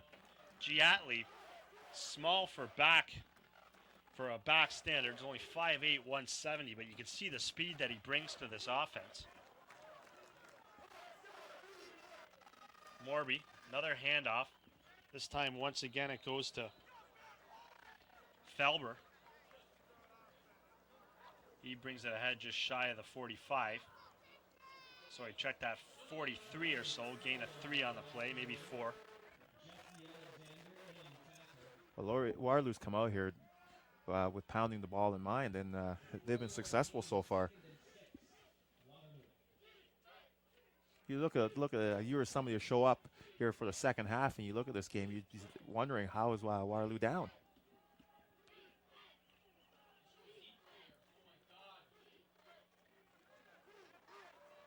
Morby with time dances off his back foot. Nice pass up ahead to Cowie. And this Warrior offense is starting to run, ladies and gentlemen. Well, I think that somebody for Waterloo must have been listening to us because we said that Morby has to start moving around in the pocket and buying himself some time. And every time we've seen him move around the pocket, he's been able to find a receiver downfield. And once again, it's Cowie.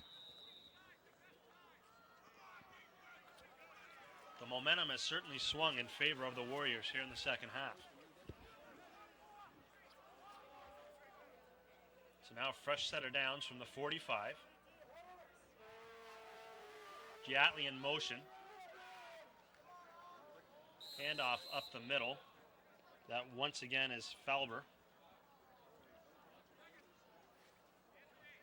This play took a little bit long to develop, and Balloway, check that. Laurier's defenders were able to get themselves in position there. So Balloway plugs ahead for a gain of 3 on the play.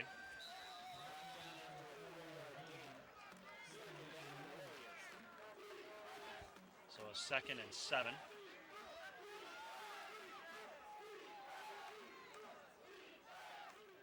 Ball at the 41. Shotgun.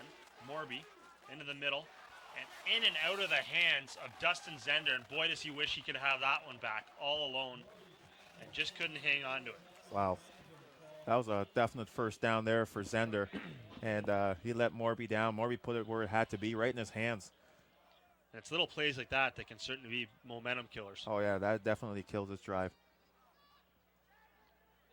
And we look at the replay. Morby with all sorts of time back there and finds the open man right straight through the hands. That could be a play we come back to look at later on. And say if they, could have converted on the first down there, things could be different. Cook gets it up, angles it out towards the sideline. That's taken out of bounds. And again, Laurier will start from deep in their own end from the 9-yard line. 14-9 is our score. 4:02 left to go here in the third quarter of play. Andrew Sharpsmith, Sean from Faro. I'm Chris Sarsenik. Glad you could be with us here from University Stadium in Waterloo. It is, in fact, the Battle of Waterloo. Waterloo's really come out to play this second half, and Laurier still hasn't. It's looked like they're still trapped in the locker room.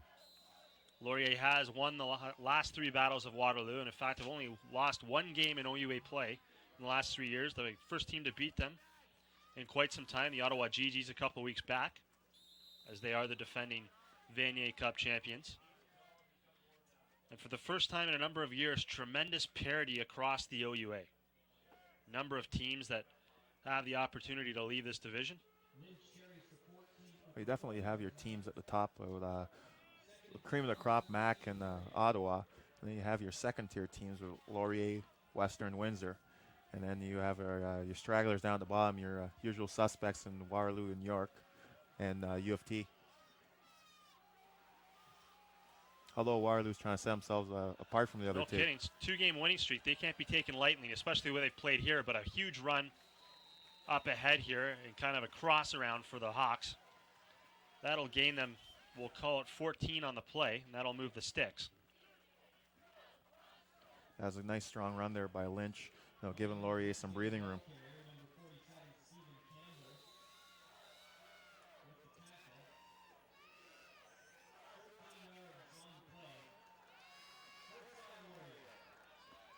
So that'll move the sticks once again. 1st and 10 from the 26. Partington calls for it. Quick handoff again to Lynch. Good pickup. Ball's loose. Lynch grabbing for it, and I believe the Warriors are going to get this back. And it is. So another turnover by the Hawks. That is the 5th of the afternoon. And the Warriors have fantastic field position as Lynch coughs it up at the 20-yard line. All you can say on that play is wow. Here we go again. Another turnover by Laurier. Gives Waterloo the ball in great position here. And this is definitely where you have to put points on the board, at least 3 points. You have the ball at Laurier's 20-yard line. You're definitely looking at 3 points here and possibly 6 or 7. And we look at the replay. Lynch takes a handoff. And you can see from the beginning he doesn't have control of the ball. Didn't have the ball. And the first touch, he drops it. So now from the 20, the Warriors take over. I formation. Morby goes to the second man and Giatley. Giatley stopped at the line of scrimmage. And a good comeback there by the Hawks to stop him. No surprise, Joe Lubinski right there. Big kid out of Welland. It's the only time that we've seen Waterloo be able to run the ball for positive yards is when Laurier comes with the blitz. And that time there was no blitz, and they were there to make the tackle. There's a very big play coming up here on second down. See if the Warriors can gain some yardage. They are definitely within field goal range here, but I think they'd like to get more points if they can. Clock ticking with 1:45 left to go here in the third quarter. Handoff. Once again to Falber. Now, for those last 2 plays, you have to question the play calling there. It looks almost as if Waterloo was just playing for the 3 points, because on second and long, you'd almost want to run an option play or even throw a swing pass just to get something opened up. So this will bring up 3rd and 6.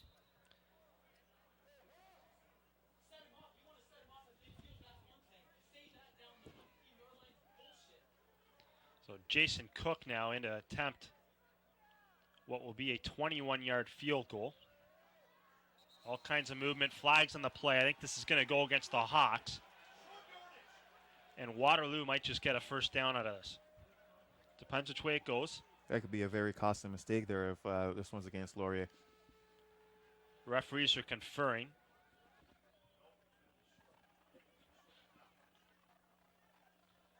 And it is against Laurier. It's going to be 5 yards.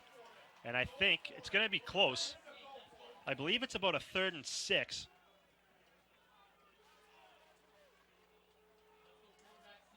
it's going to be very close to a first down. I think it's going to be just shy. It looks like it's going to be shy, maybe the length of a football. And with a 1 yard scrimmage line, you definitely got to go for it here. So now the Morby and the rest of the offense will come back in. The Warriors fans here will take to their feet. So it went from an opportunity for a 21-yard field goal is now an opportunity to get a fresh set of downs and be a first and goal situation.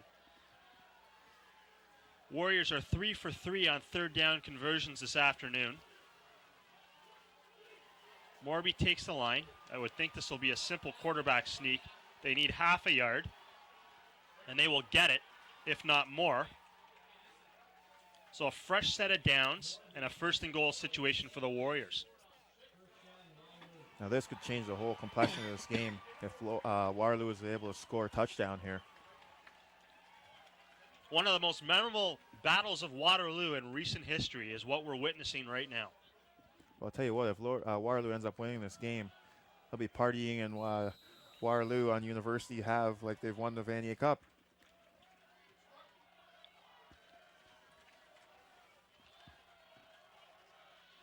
The ball spotted halfway between the 8 and 9 yard line.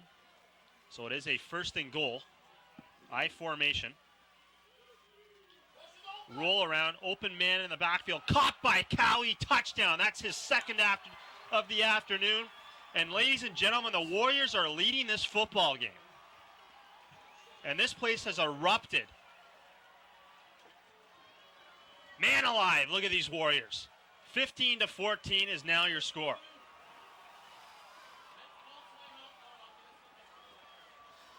Wow, what a turn of events we've had here. Cowie, one of the deal makers of this game. That's his second touchdown reception.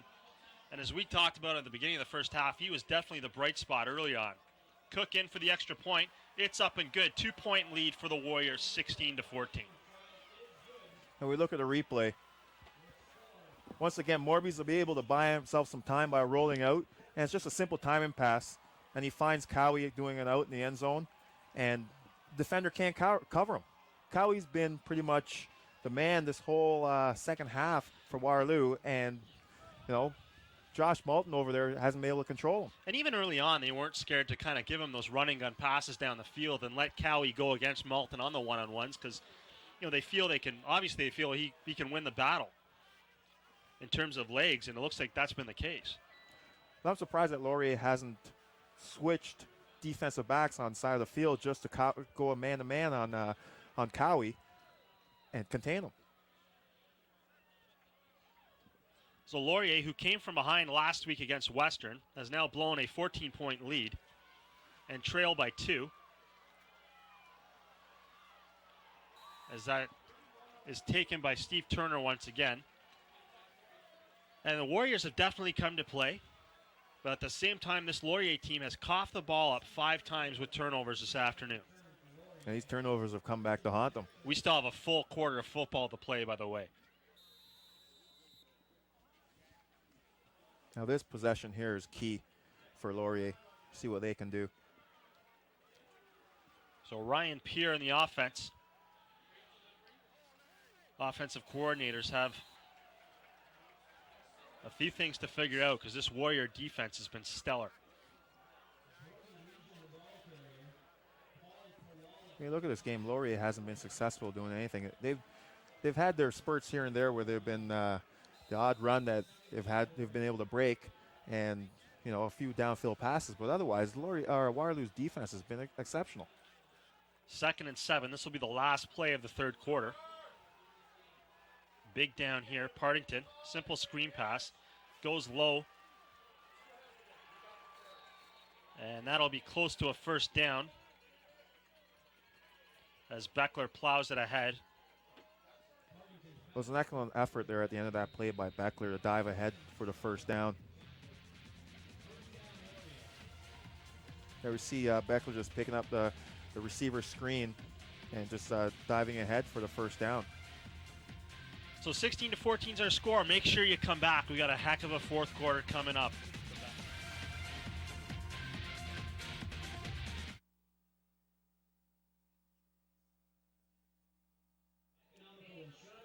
Yeah. Not bad at all. We're good. Oh, yeah.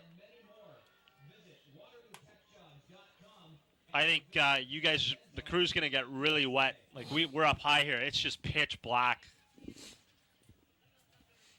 No, not yet. Yeah.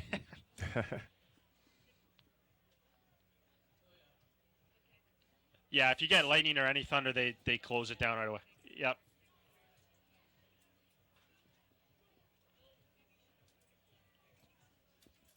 Yeah, man. Yeah, there's 2 Laurier boys up here.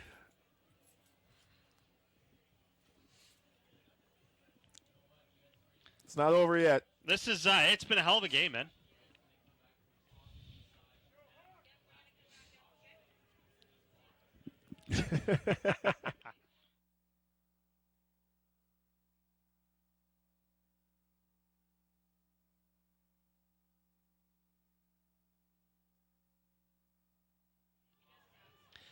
Back here for the fourth quarter of play, 16-14 Warriors lead the Golden Hawks here from University Stadium. And what has just been a classic showdown between these two crosstown rivals. I hate saying crosstown. Let's rephrase that. Cross block rivals, if you will. Yeah, You've never had a chance to be up to the area. The universities are a 5-minute walk from each other. Handed off in the backfield. This is Beckler this time taking the in and around. And some razzle-dazzle play calling. Flag on the play at the 50. And it looks like this is going to come back. Yeah, it looks like this one's coming back for a hold against Laurier. But what an excellent run by Beckler, though. And if there's one thing we've seen is to begin the game, the first quarter, the first play of the second quarter, now the first play of the fourth quarter, when Laurier's had the ball, they haven't been scared to kind of gun it right off the bat with something a little bit different. And here's the look, but it is in fact coming back. Here it is. It's just it's a reverse by Beckler, and he's taking us straight up the sideline, but he's coming back for a hold, which is unfortunate because it wipes out a great run by Beckler.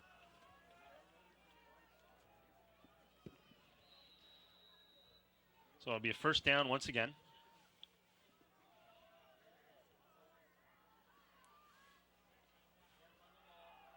Handoff to Legan. And another good run by the young player. Gain of 12 on that. Sticks will move. So between Legan and Lynch, been a pretty impressive backfield. Oh, yeah. They've been able to power the ball pretty much at will when they want to.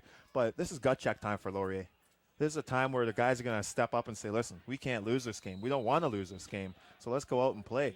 Everybody's got to look at the next guy on the sideline and say, listen, come on, let's get in this game. And if you're the Warriors, you're probably in uncharted territory here. You haven't been in a position against a top-ranked team. I mean, this is the other thing we haven't mentioned is, this Laurier team is still ranked nationally. Spin around by Legan. And the Warriors, just to be completely frank, haven't been in this position against a top-notch team in a few years. And that's the thing. You have a team in this position where, you can stop them here and pretty much put them away to the next position you get. You have to do it. And we look at the replay here where Laurier's just run the ball now. They're just determined that they're going to come out and run the ball, and you're going to have to stop us. That's our bread and butter. And it just shows right there with Legan. So an interesting contrast as we continue. But this Warrior team, again, has come to play and has been successful the last couple of weeks. They go to Legan again. This time he's stopped up. And they will be just shy of the first down. Or it's going to be close depending on the spot. They actually look like they're getting a very favorable spot here. What surprised me a lot about this Laurier team today is that they haven't used Beckler as much as I thought they would have.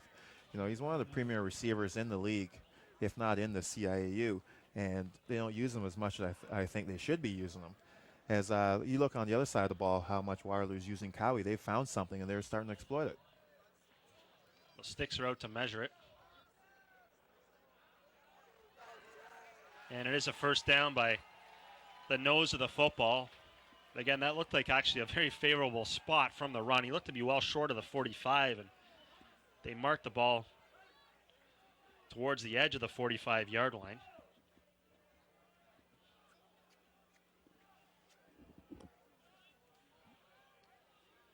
So first and 10 from the 35, excuse me. As Josh Bishop in those yellow numbers moves along the far side. Another reverse. Oh, and this is Luciani with the switch to Beckler.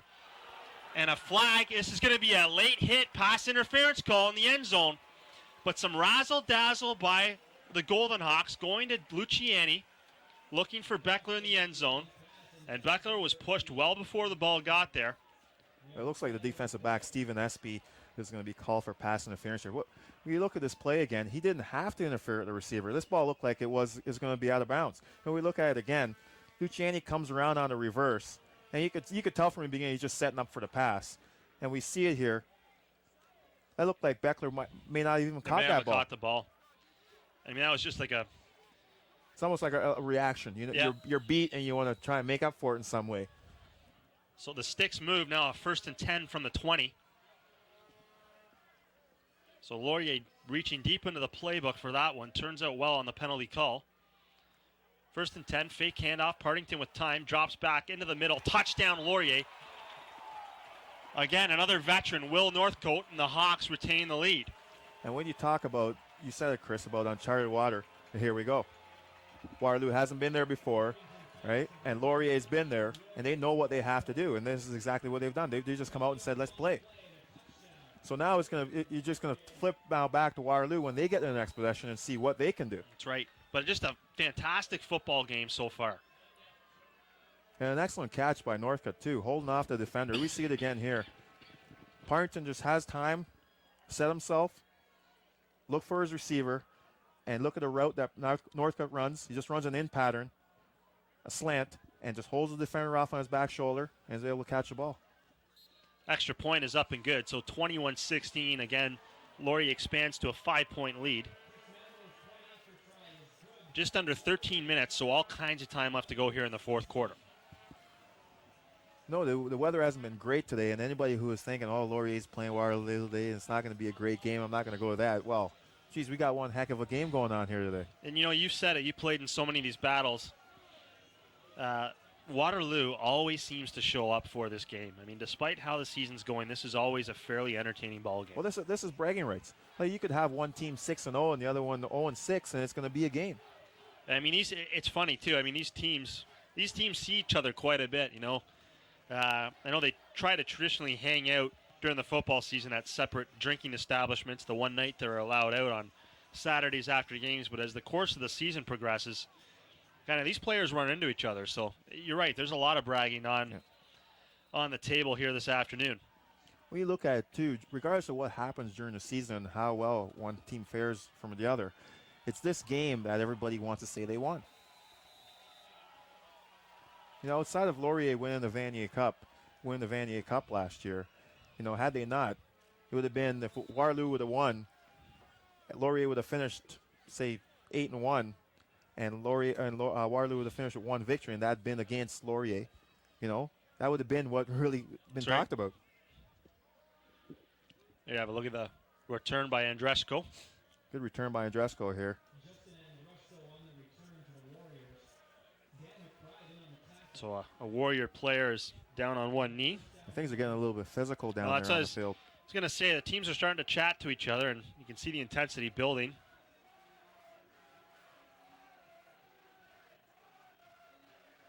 As that is Andresko taking a knee. The standings throughout the OUA walking into action this afternoon. Only one undefeated team still at McMaster at 4-0, who hosts the Queens Golden Gales tomorrow afternoon at Ivor Wynn. Then you have a slew of teams at 3-1, including Windsor, Ottawa, and Laurier. Queens at 2-2, along with Western and Waterloo. Guelph with the lone win coming last week against Toronto right here on Rogers. And, of course, the battle of the 0-4 teams, York and Toronto, is being played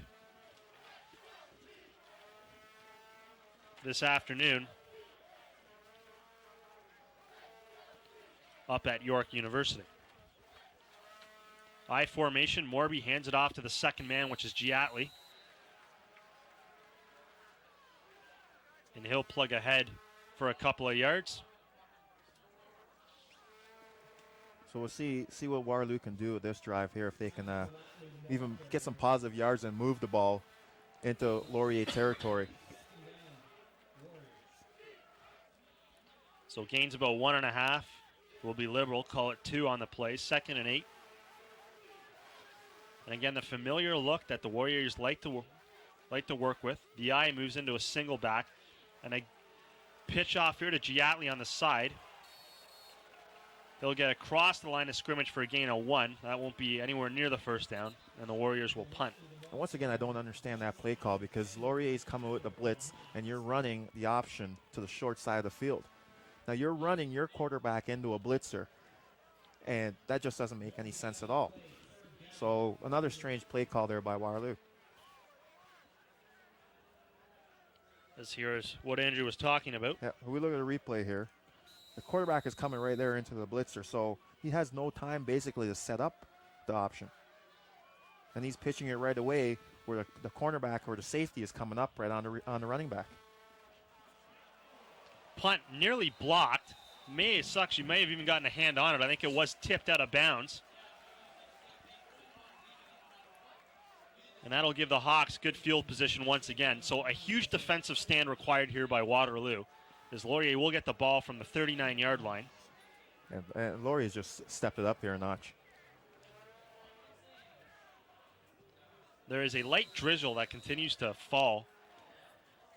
And you know, as this game goes down, the cold temperatures, and you're just soaking wet as the game progresses. These last 11 minutes are going to be a long one for both teams.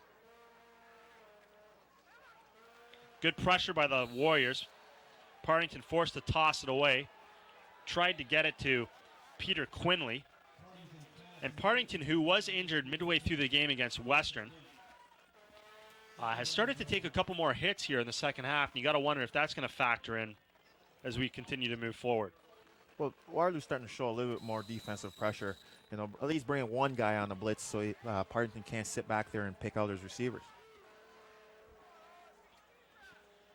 And you know what? I got to tip my hats to the crowd here. They have hung around. It's a close game, but this weather doesn't make it the easiest game to watch. Partington, 2nd and 10. Time up the middle. Caught by Beckler. Brought down at about the 28-yard line. That'll be enough for a first down. Sticks will move.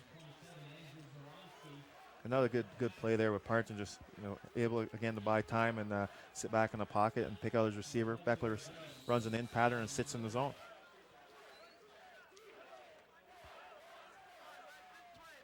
So sticks move once again. 21-16 is our score. Fourth quarter action. Golden Hawks lead the Warriors. Fake play, and that's given up to Peter Quinley. So this again, I mean, I seem to talk about it every time we see Laurier play, but here's a name we have not called today, Peter Quinley. And you have a 5-point lead, and all of a sudden you're willing to give it to a back who hasn't seen any action this afternoon. That's just a sign of confidence. You have confidence in the kids you have on your sideline that they'll go in there and produce. That is phenomenal. This is the only team we see do this in the OUA, hands down. That just goes to show your depth, though, like throughout the season. If you're the loser guy, you know you have a man on the sideline that you can just look to and say, hey, you're in. 2nd and 5. Again, they go to Quinley. Takes it outside, being pursued. Still on his feet, some nice jukes to get past the 20. And that's going to be real close to a first down. So 2 carries in a row for Quinley. Might get all the yardage they need to move the sticks.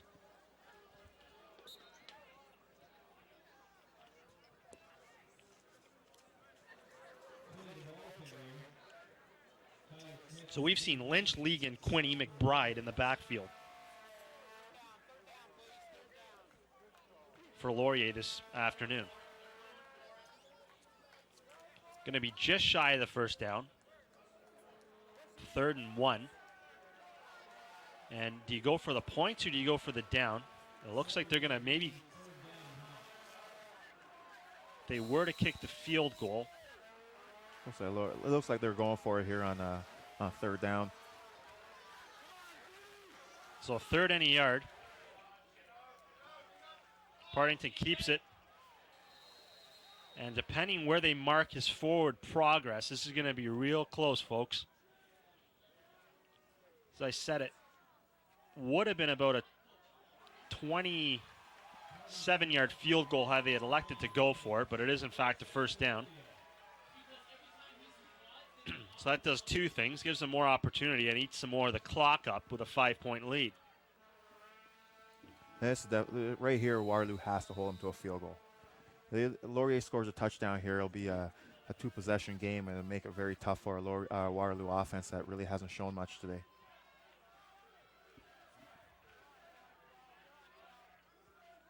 Partington.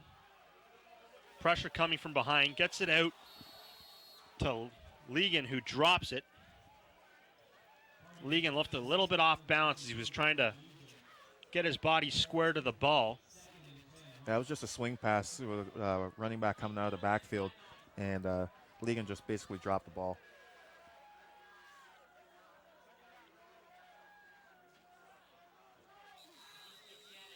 So second down, a full 10 yards to go from the 17-yard line.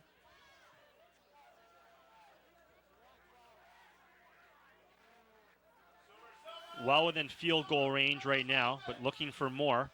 And off the mark, Beckler, I believe, was the intended receiver. However, it was thrown over his head, and there was very good, strong coverage by the Warriors in the middle. So Mamo will come in to attempt a field goal here to extend the lead. Looked like a lot of confusion there on that play by Laurier. So there was a lot of movement before the snap, and there was nobody in the area that Partington was throwing it to. So must have been some miscommunication there. But as has been the case, a great stand by the Warrior defense. They've been solid all day defensively. So a 25-yard field goal here for Mamo. Trying to extend the lead to 8. Ball is up and is good. So Mamo good from the 25. That's the first field goal of the afternoon for either team. That extends it to 24-16. Still a one-possession ball game, though. And that really, Andrew, as you pointed out, is the key. Oh, yeah, it definitely is the key for them to hold Laurier to 3 there. They still have a chance to, come back and score and tie this game up. And Laurier has been pushed into overtime already once this year. The first week against Guelph, they squeaked out a victory from coming from behind late in the game to force it to overtime and then beating Guelph eventually. And really, you look at the Laurier victories this year, there haven't been really any blowouts. I mean, they've found ways to win. Week 1, they beat Guelph by a score of 24-17 in overtime. Lost in week 2 by 10 to Ottawa, in which they had the lead for most of the game. Defeated York handily by the score of 24-0, but then came from behind last week to beat Western. Nice catch up the middle here. The reception is good at the 50 for guess who? Sean Cowie, who has been just having a career day for this Warrior team. Well, they just haven't been able to stop Cowie. Basically, any time that Morby wants to throw this guy, he's open. So the Warriors respond very well on their first play since the Laurier field goal. And as we see it on the replay, Cowie's just wide open. Defender is about 5 yards off. We'll see how often they go back to him here. 1st and 10 from the 50.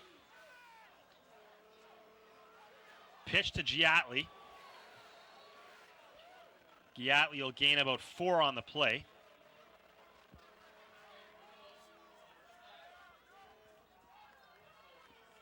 The clock ticks with 7:30 left to go here in the fourth quarter. I'm really surprised that Josh Malton is still on Sean Cowie. Yeah, it's one adjustment they haven't made, and he's been beat time and time again. Malton, a veteran, in his 4th year, he's seen a lot of players. He's accustomed to covering some pretty big receivers over the years, but he's had a difficult time this afternoon. When you watch on this play here, they're lined up man-to-man. Be interesting to see if he go to him, and they do. Morby to Cowie and again. Cowie's Malton's beat. Yep, we called it. Coming in for the secondary cover, the free safety, Jordan Van Horn, but by the time he gets there, it's too late. Well, it's a pre-snap read on this one. You see that Malton lines up man-to-man on Cowie, and the safety takes off to the middle of the field. So basically, we see it here on the replay. You have man-to-man, and you just throw a fade pass where the receiver just takes it to the outside, and he's wide open. And once again, Malton's nowhere to be found. You're a man-to-man. You can't be caught looking back into the backfield, and that's what Malton was guilty of. So great play. Morby to Cowie, as has been the case this afternoon, as they've exposed the Laurier defense on numerous occasions. Handoff again, Giatli. This has been the trend. Room outside, flag on the play. Beats outside. I think this is going to be either a hold and is going to come back. Yeah, this one's definitely coming back with a hold. I think that hold might have been on Cowie holding Malton on the outside. So it is, in fact, a holding call. This one will come back and drop it back 10 yards, and those just kill drives.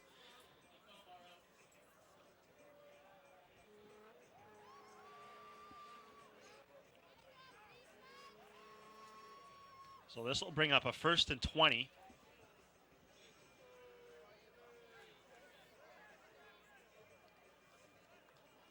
With the ball being marked on the 31-yard line. Yeah, 1st and 20. You're still very much in field goal position here. So you want to look for some positive yards. You don't want to take a sack here or throw an interception or fumble the ball. Time on the clock, 6:30 as it ticks. Morby with a wet ball in hand, drops into the shotgun and almost picked off. Receivers ran the wrong route there, or he threw it into the wrong place. There's a cross pattern between Hamadio and Welsh, 77 and 7. Well, I'm very surprised at that play that they went away from Cowie. Like, Laurier has made no adjustments at all in covering this guy. So why wouldn't you just keep going to him until they do something defensively?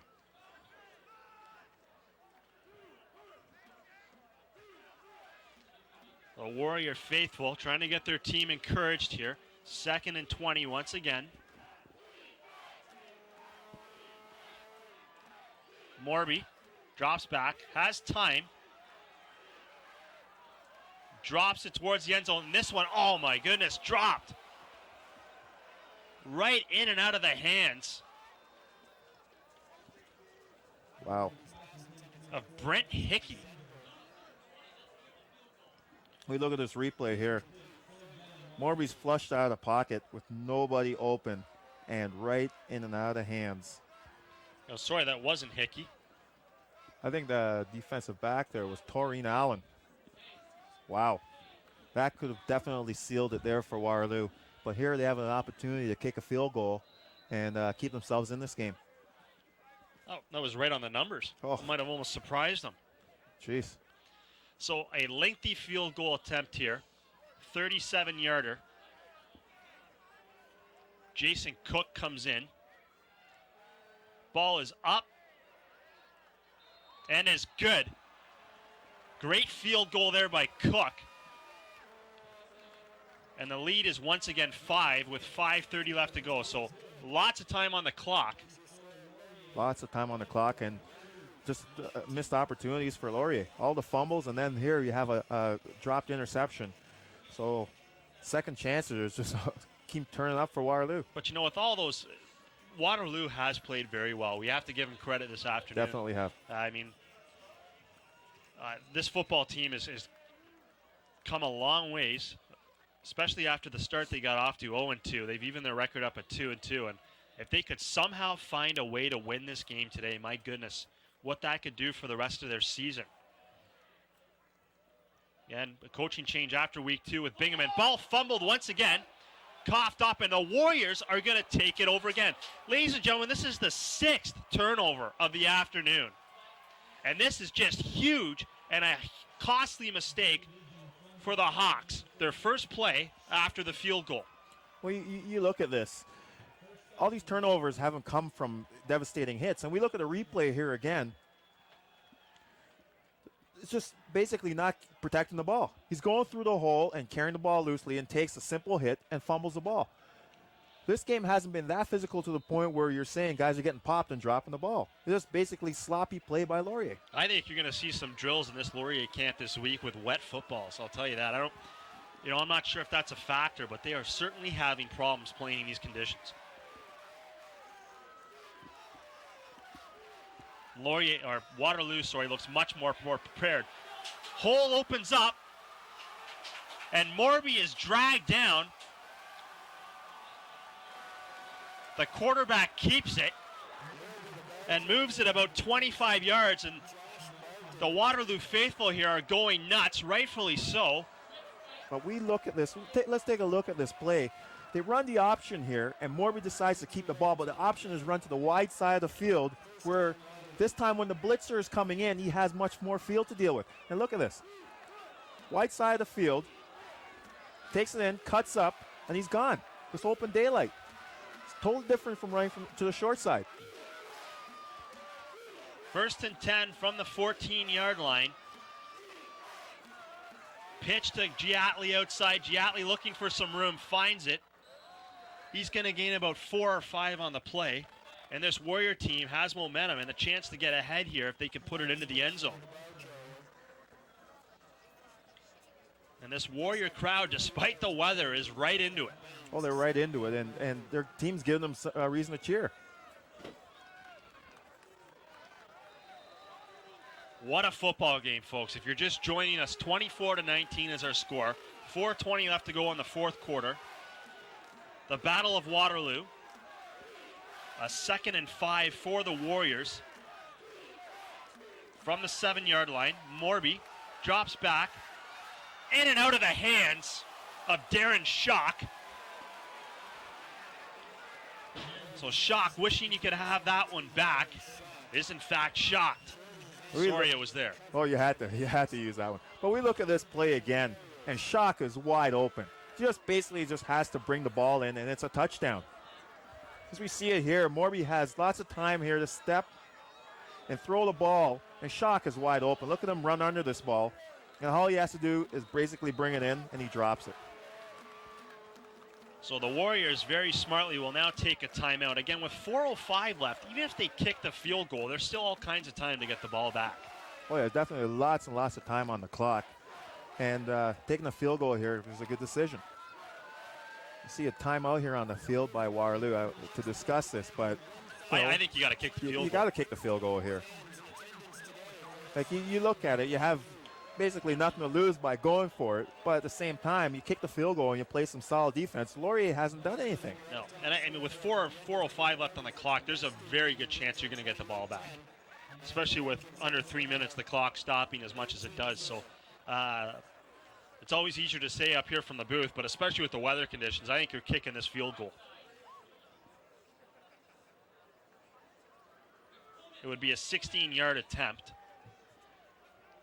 which based on watching Jason Cook today is well within his range. Well, it looks like they're going for it here because Morby's coming back in the game. This is curious. And there's only one play you call here. And here you're going to Cowie. If you're passing the ball, it's definitely going into Cowie's hands. Nobody else. So the fans rise to their feet. Rain coming down. 3rd and 5. Warriors trailing by 5 points. They're electing to go for it from the 9-yard line. Morby barking out some last-minute orders. Morby drops back, goes to the end zone, looks for Cowie. And that was the play right away. Or sorry, check that. That's not Cowie. It was Brian Stoddard. Oh, no, it is Cowie. Yep, that definitely was to Cowie, but the ball was poorly thrown. There should have been a intended fade route, but he let him too much. He should have thrown the ball up because Malton wasn't even paying attention to the receiver here. If you look at it again, drops back and he throws it up, but he leads him too much towards the defender, so Cowie basically had no shot at it. You can see the rain coming down there in the foreground in the replay. So Waterloo needs a big defensive stand here. 3:51 left to go. And maybe this is what they were thinking. If they can hold Laurier back, even if not getting that play, they're going to have another opportunity. So a pitch to the backfield. And a big sticking hit. Just shy of the 15-yard line. That was a good hit there by Stephen Campbell. Linebacker came up and supported the run there. Legan, the ball carrier. And he did well. I mean, it looked like he would have been brought down earlier. Yeah, we see the replay again.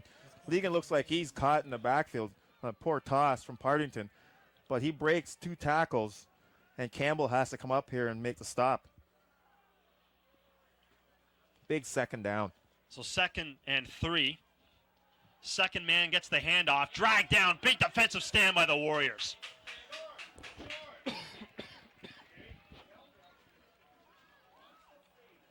Yeah, Darren Kissinger came up there with a big stop for Waterloo.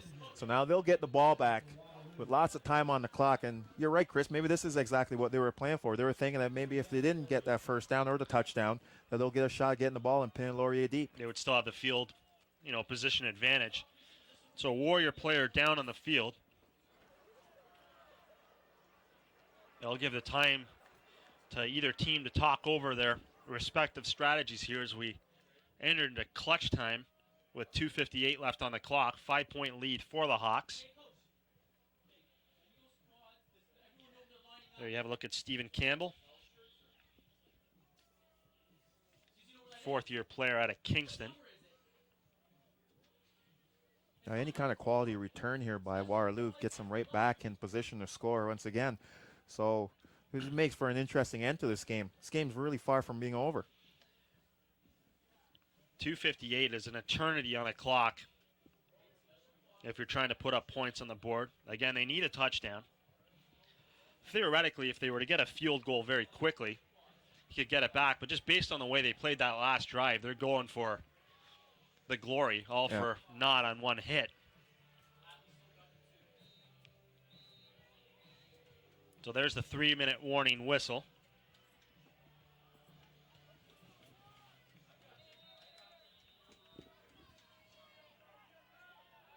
Mammal.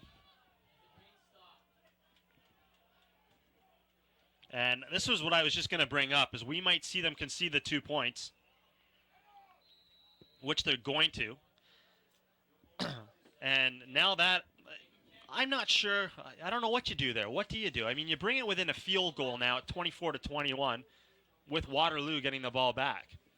Yeah, another strange decision there, but you're still going to force them here to drive the ball down the field and have to kick maybe potentially a long field goal. But at the same time, they do get down the field. A short field goal ties up the game. The wind at this point has died right down. As we enter the early evening, late afternoon hours here at University Stadium. Again, the rain continues to fall. I mean, how wet does that turf get? You've played on it several times. Does footing become an issue, or does it drain fairly well? It drains well, but the turf is kind of worn now, so your footing does become really slippery the weather it gets, and you'll see, after a while, you see when the players step, you will see water coming off their shoes, so it is slippery out there. So here we go.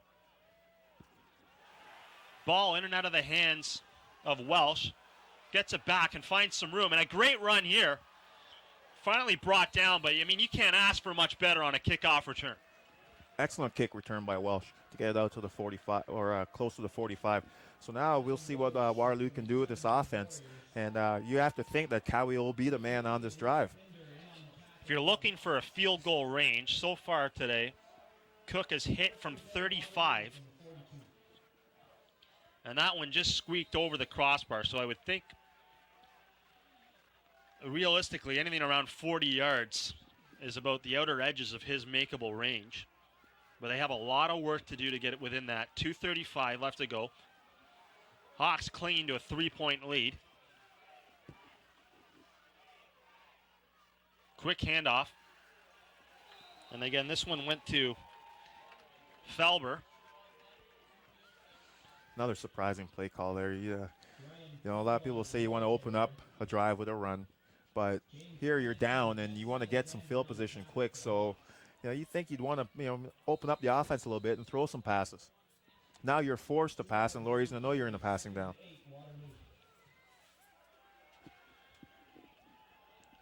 Second and 8. Morby comes in under center. Single man in the backfield. Drops back to pass. Blitz is picked up. Goes to the outside. And a battle for the ball. And actually, that's good officiating in my eyes. The flag doesn't go there. Both players were battling, kind of intermingled with each other, going up for the ball. Well, it definitely could have went either way, and good for the referee not to throw a flag there. But now we've seen him going away from Cowie. Something brings you this close in the game, you don't go away from it. You stay with it. And now you're forced, basically, to go for it on 3rd and long. There you see the battle we were talking about. Now, they're going to go for it, but I'd almost think you have time to punt it away here with 2:10 left on the clock. But nonetheless, Warriors, 3rd and 8. Waterloo's leaving nothing to chance here. They're just going to take every opportunity they have. Morby steps back with time. Up the middle, and a fantastic defensive play. Jordan Van Horn getting his hand on the ball to break it up. And with that, the Hawks are going to have great field position at the 44-yard line with 2:05 left to go.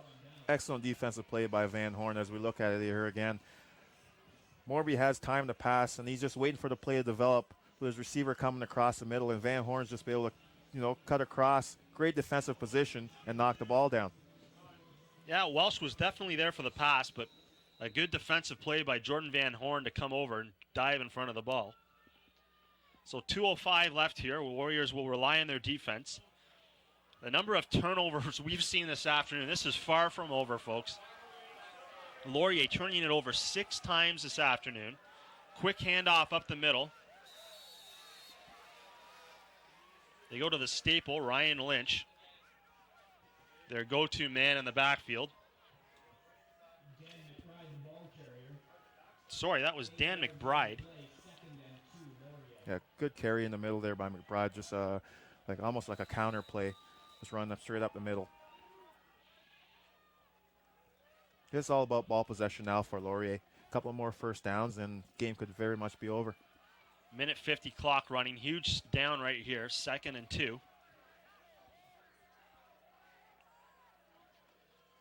Pounded up the middle.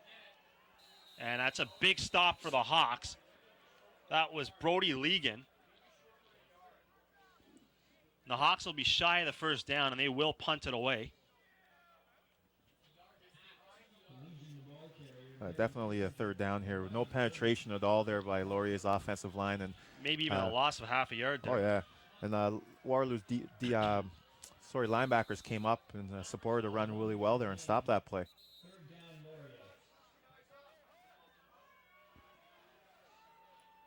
So a timeout on the field.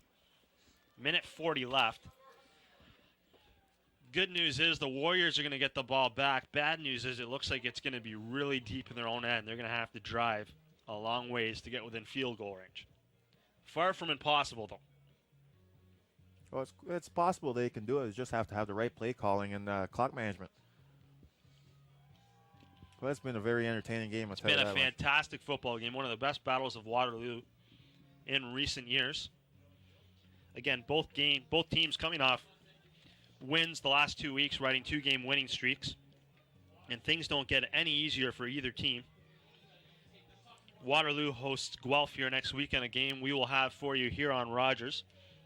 While Laurier will head down to Hamilton for a marquee matchup against McMaster Marauders at Ivor Wynn.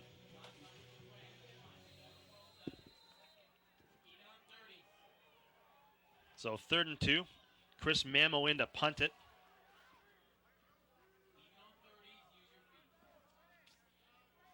Brian Stoddart and Dustin Zender back to receive. Ball will take a favorable bounce. Zender's going to get it and be brought down. Are they going to mark this in the end zone? I think he was able to get it out to the 1-yard line. Fortunate to get it out to the 1-yard line. And that's where they do mark it.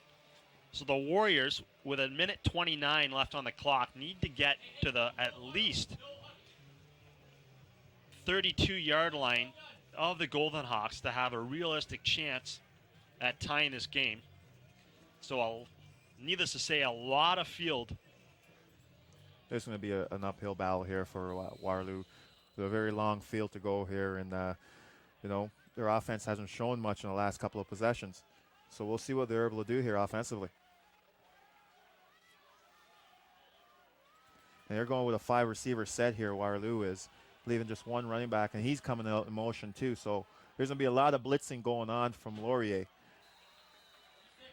So Morby takes a hit from the blitz, gets it out to about the 5-yard line. What Waterloo's going to be doing here too is Morby's basically going to be just taking 2-step drops and just hitting quick hitters and hoping that a receiver can break one. That's really all you can do on the blitz. That only eats 4 seconds off the clock, minute 25. 2nd and 5 on the play here. So you're going to see this 5-receiver set. Gatley comes from the backfield to the front. Blitz is picked up. Morby keeps it. He's going to keep it himself and run ahead. And he should have enough for a first down or real close. Going to be just shy, I think.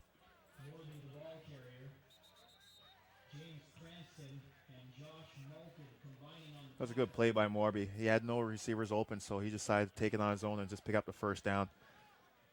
Here we look at a replay again. He's sitting back, looking for a receiver, can't find one open, and just decides to run and picks up the first down. Good effort. So they're going to bring out the sticks to see if this is a first down or not.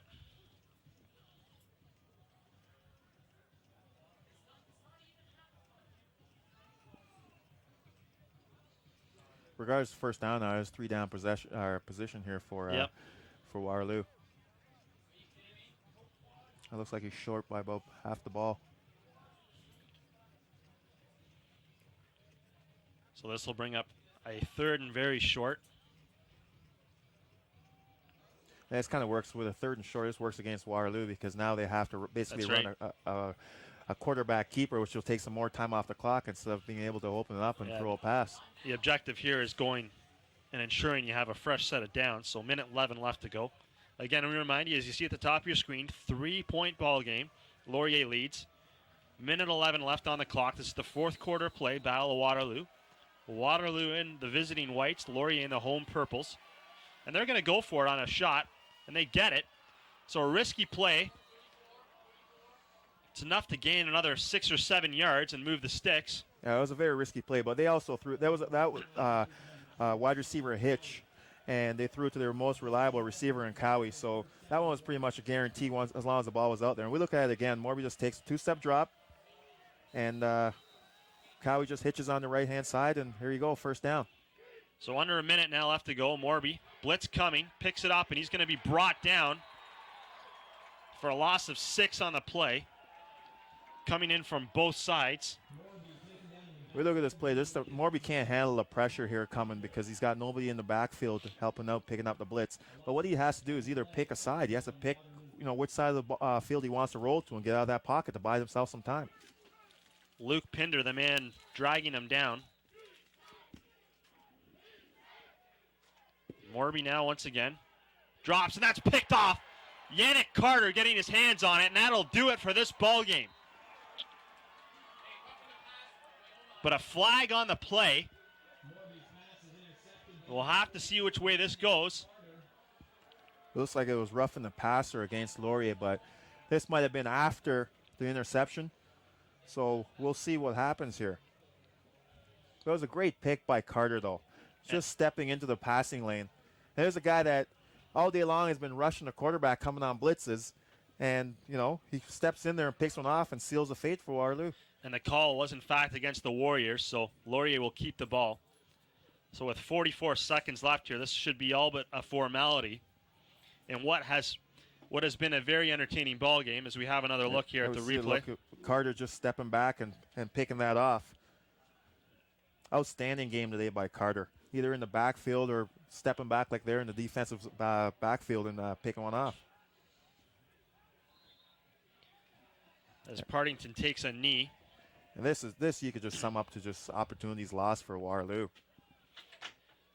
But you have to give him credit. This was a very strong football game for the Warriors this afternoon. Sean Cowie just having a fantastic afternoon for this Warrior offense, and Morby, the veteran quarterback, with several opportunities. And as we've talked about several times, one of the more memorable games that we've seen in this stadium between these two teams in quite some time. You have to look at this somewhat as a moral victory for Waterloo, too. They played an excellent football game here today and gave themselves all the chances to win and, just weren't able to capitalize.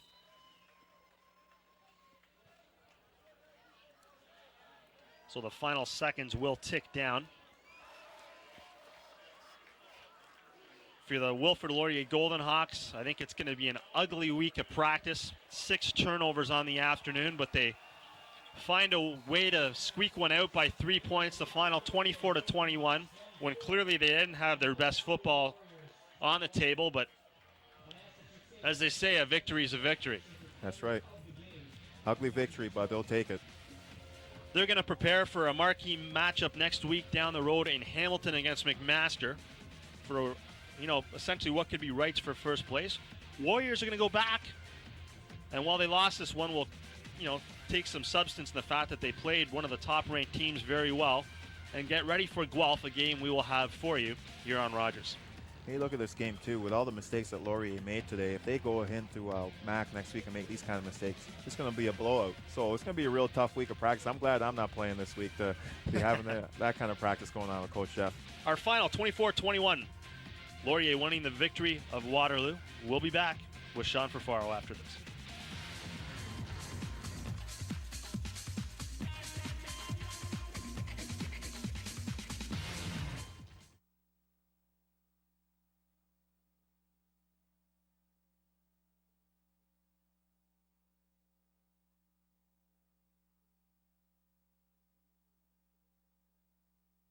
We're here. Sean to wrap.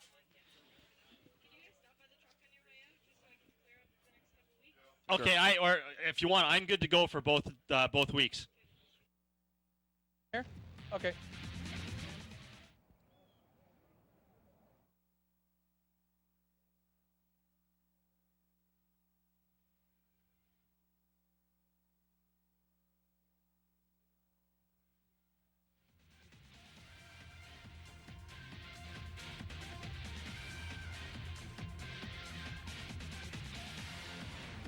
Welcome back to Rogers Varsity Sports down here on the field at University Stadium. The final score, the Laurier Golden Hawks win the Battle of Waterloo 2006 edition, 24-21. I'm here with our player of the game, quarterback Jamie Partington.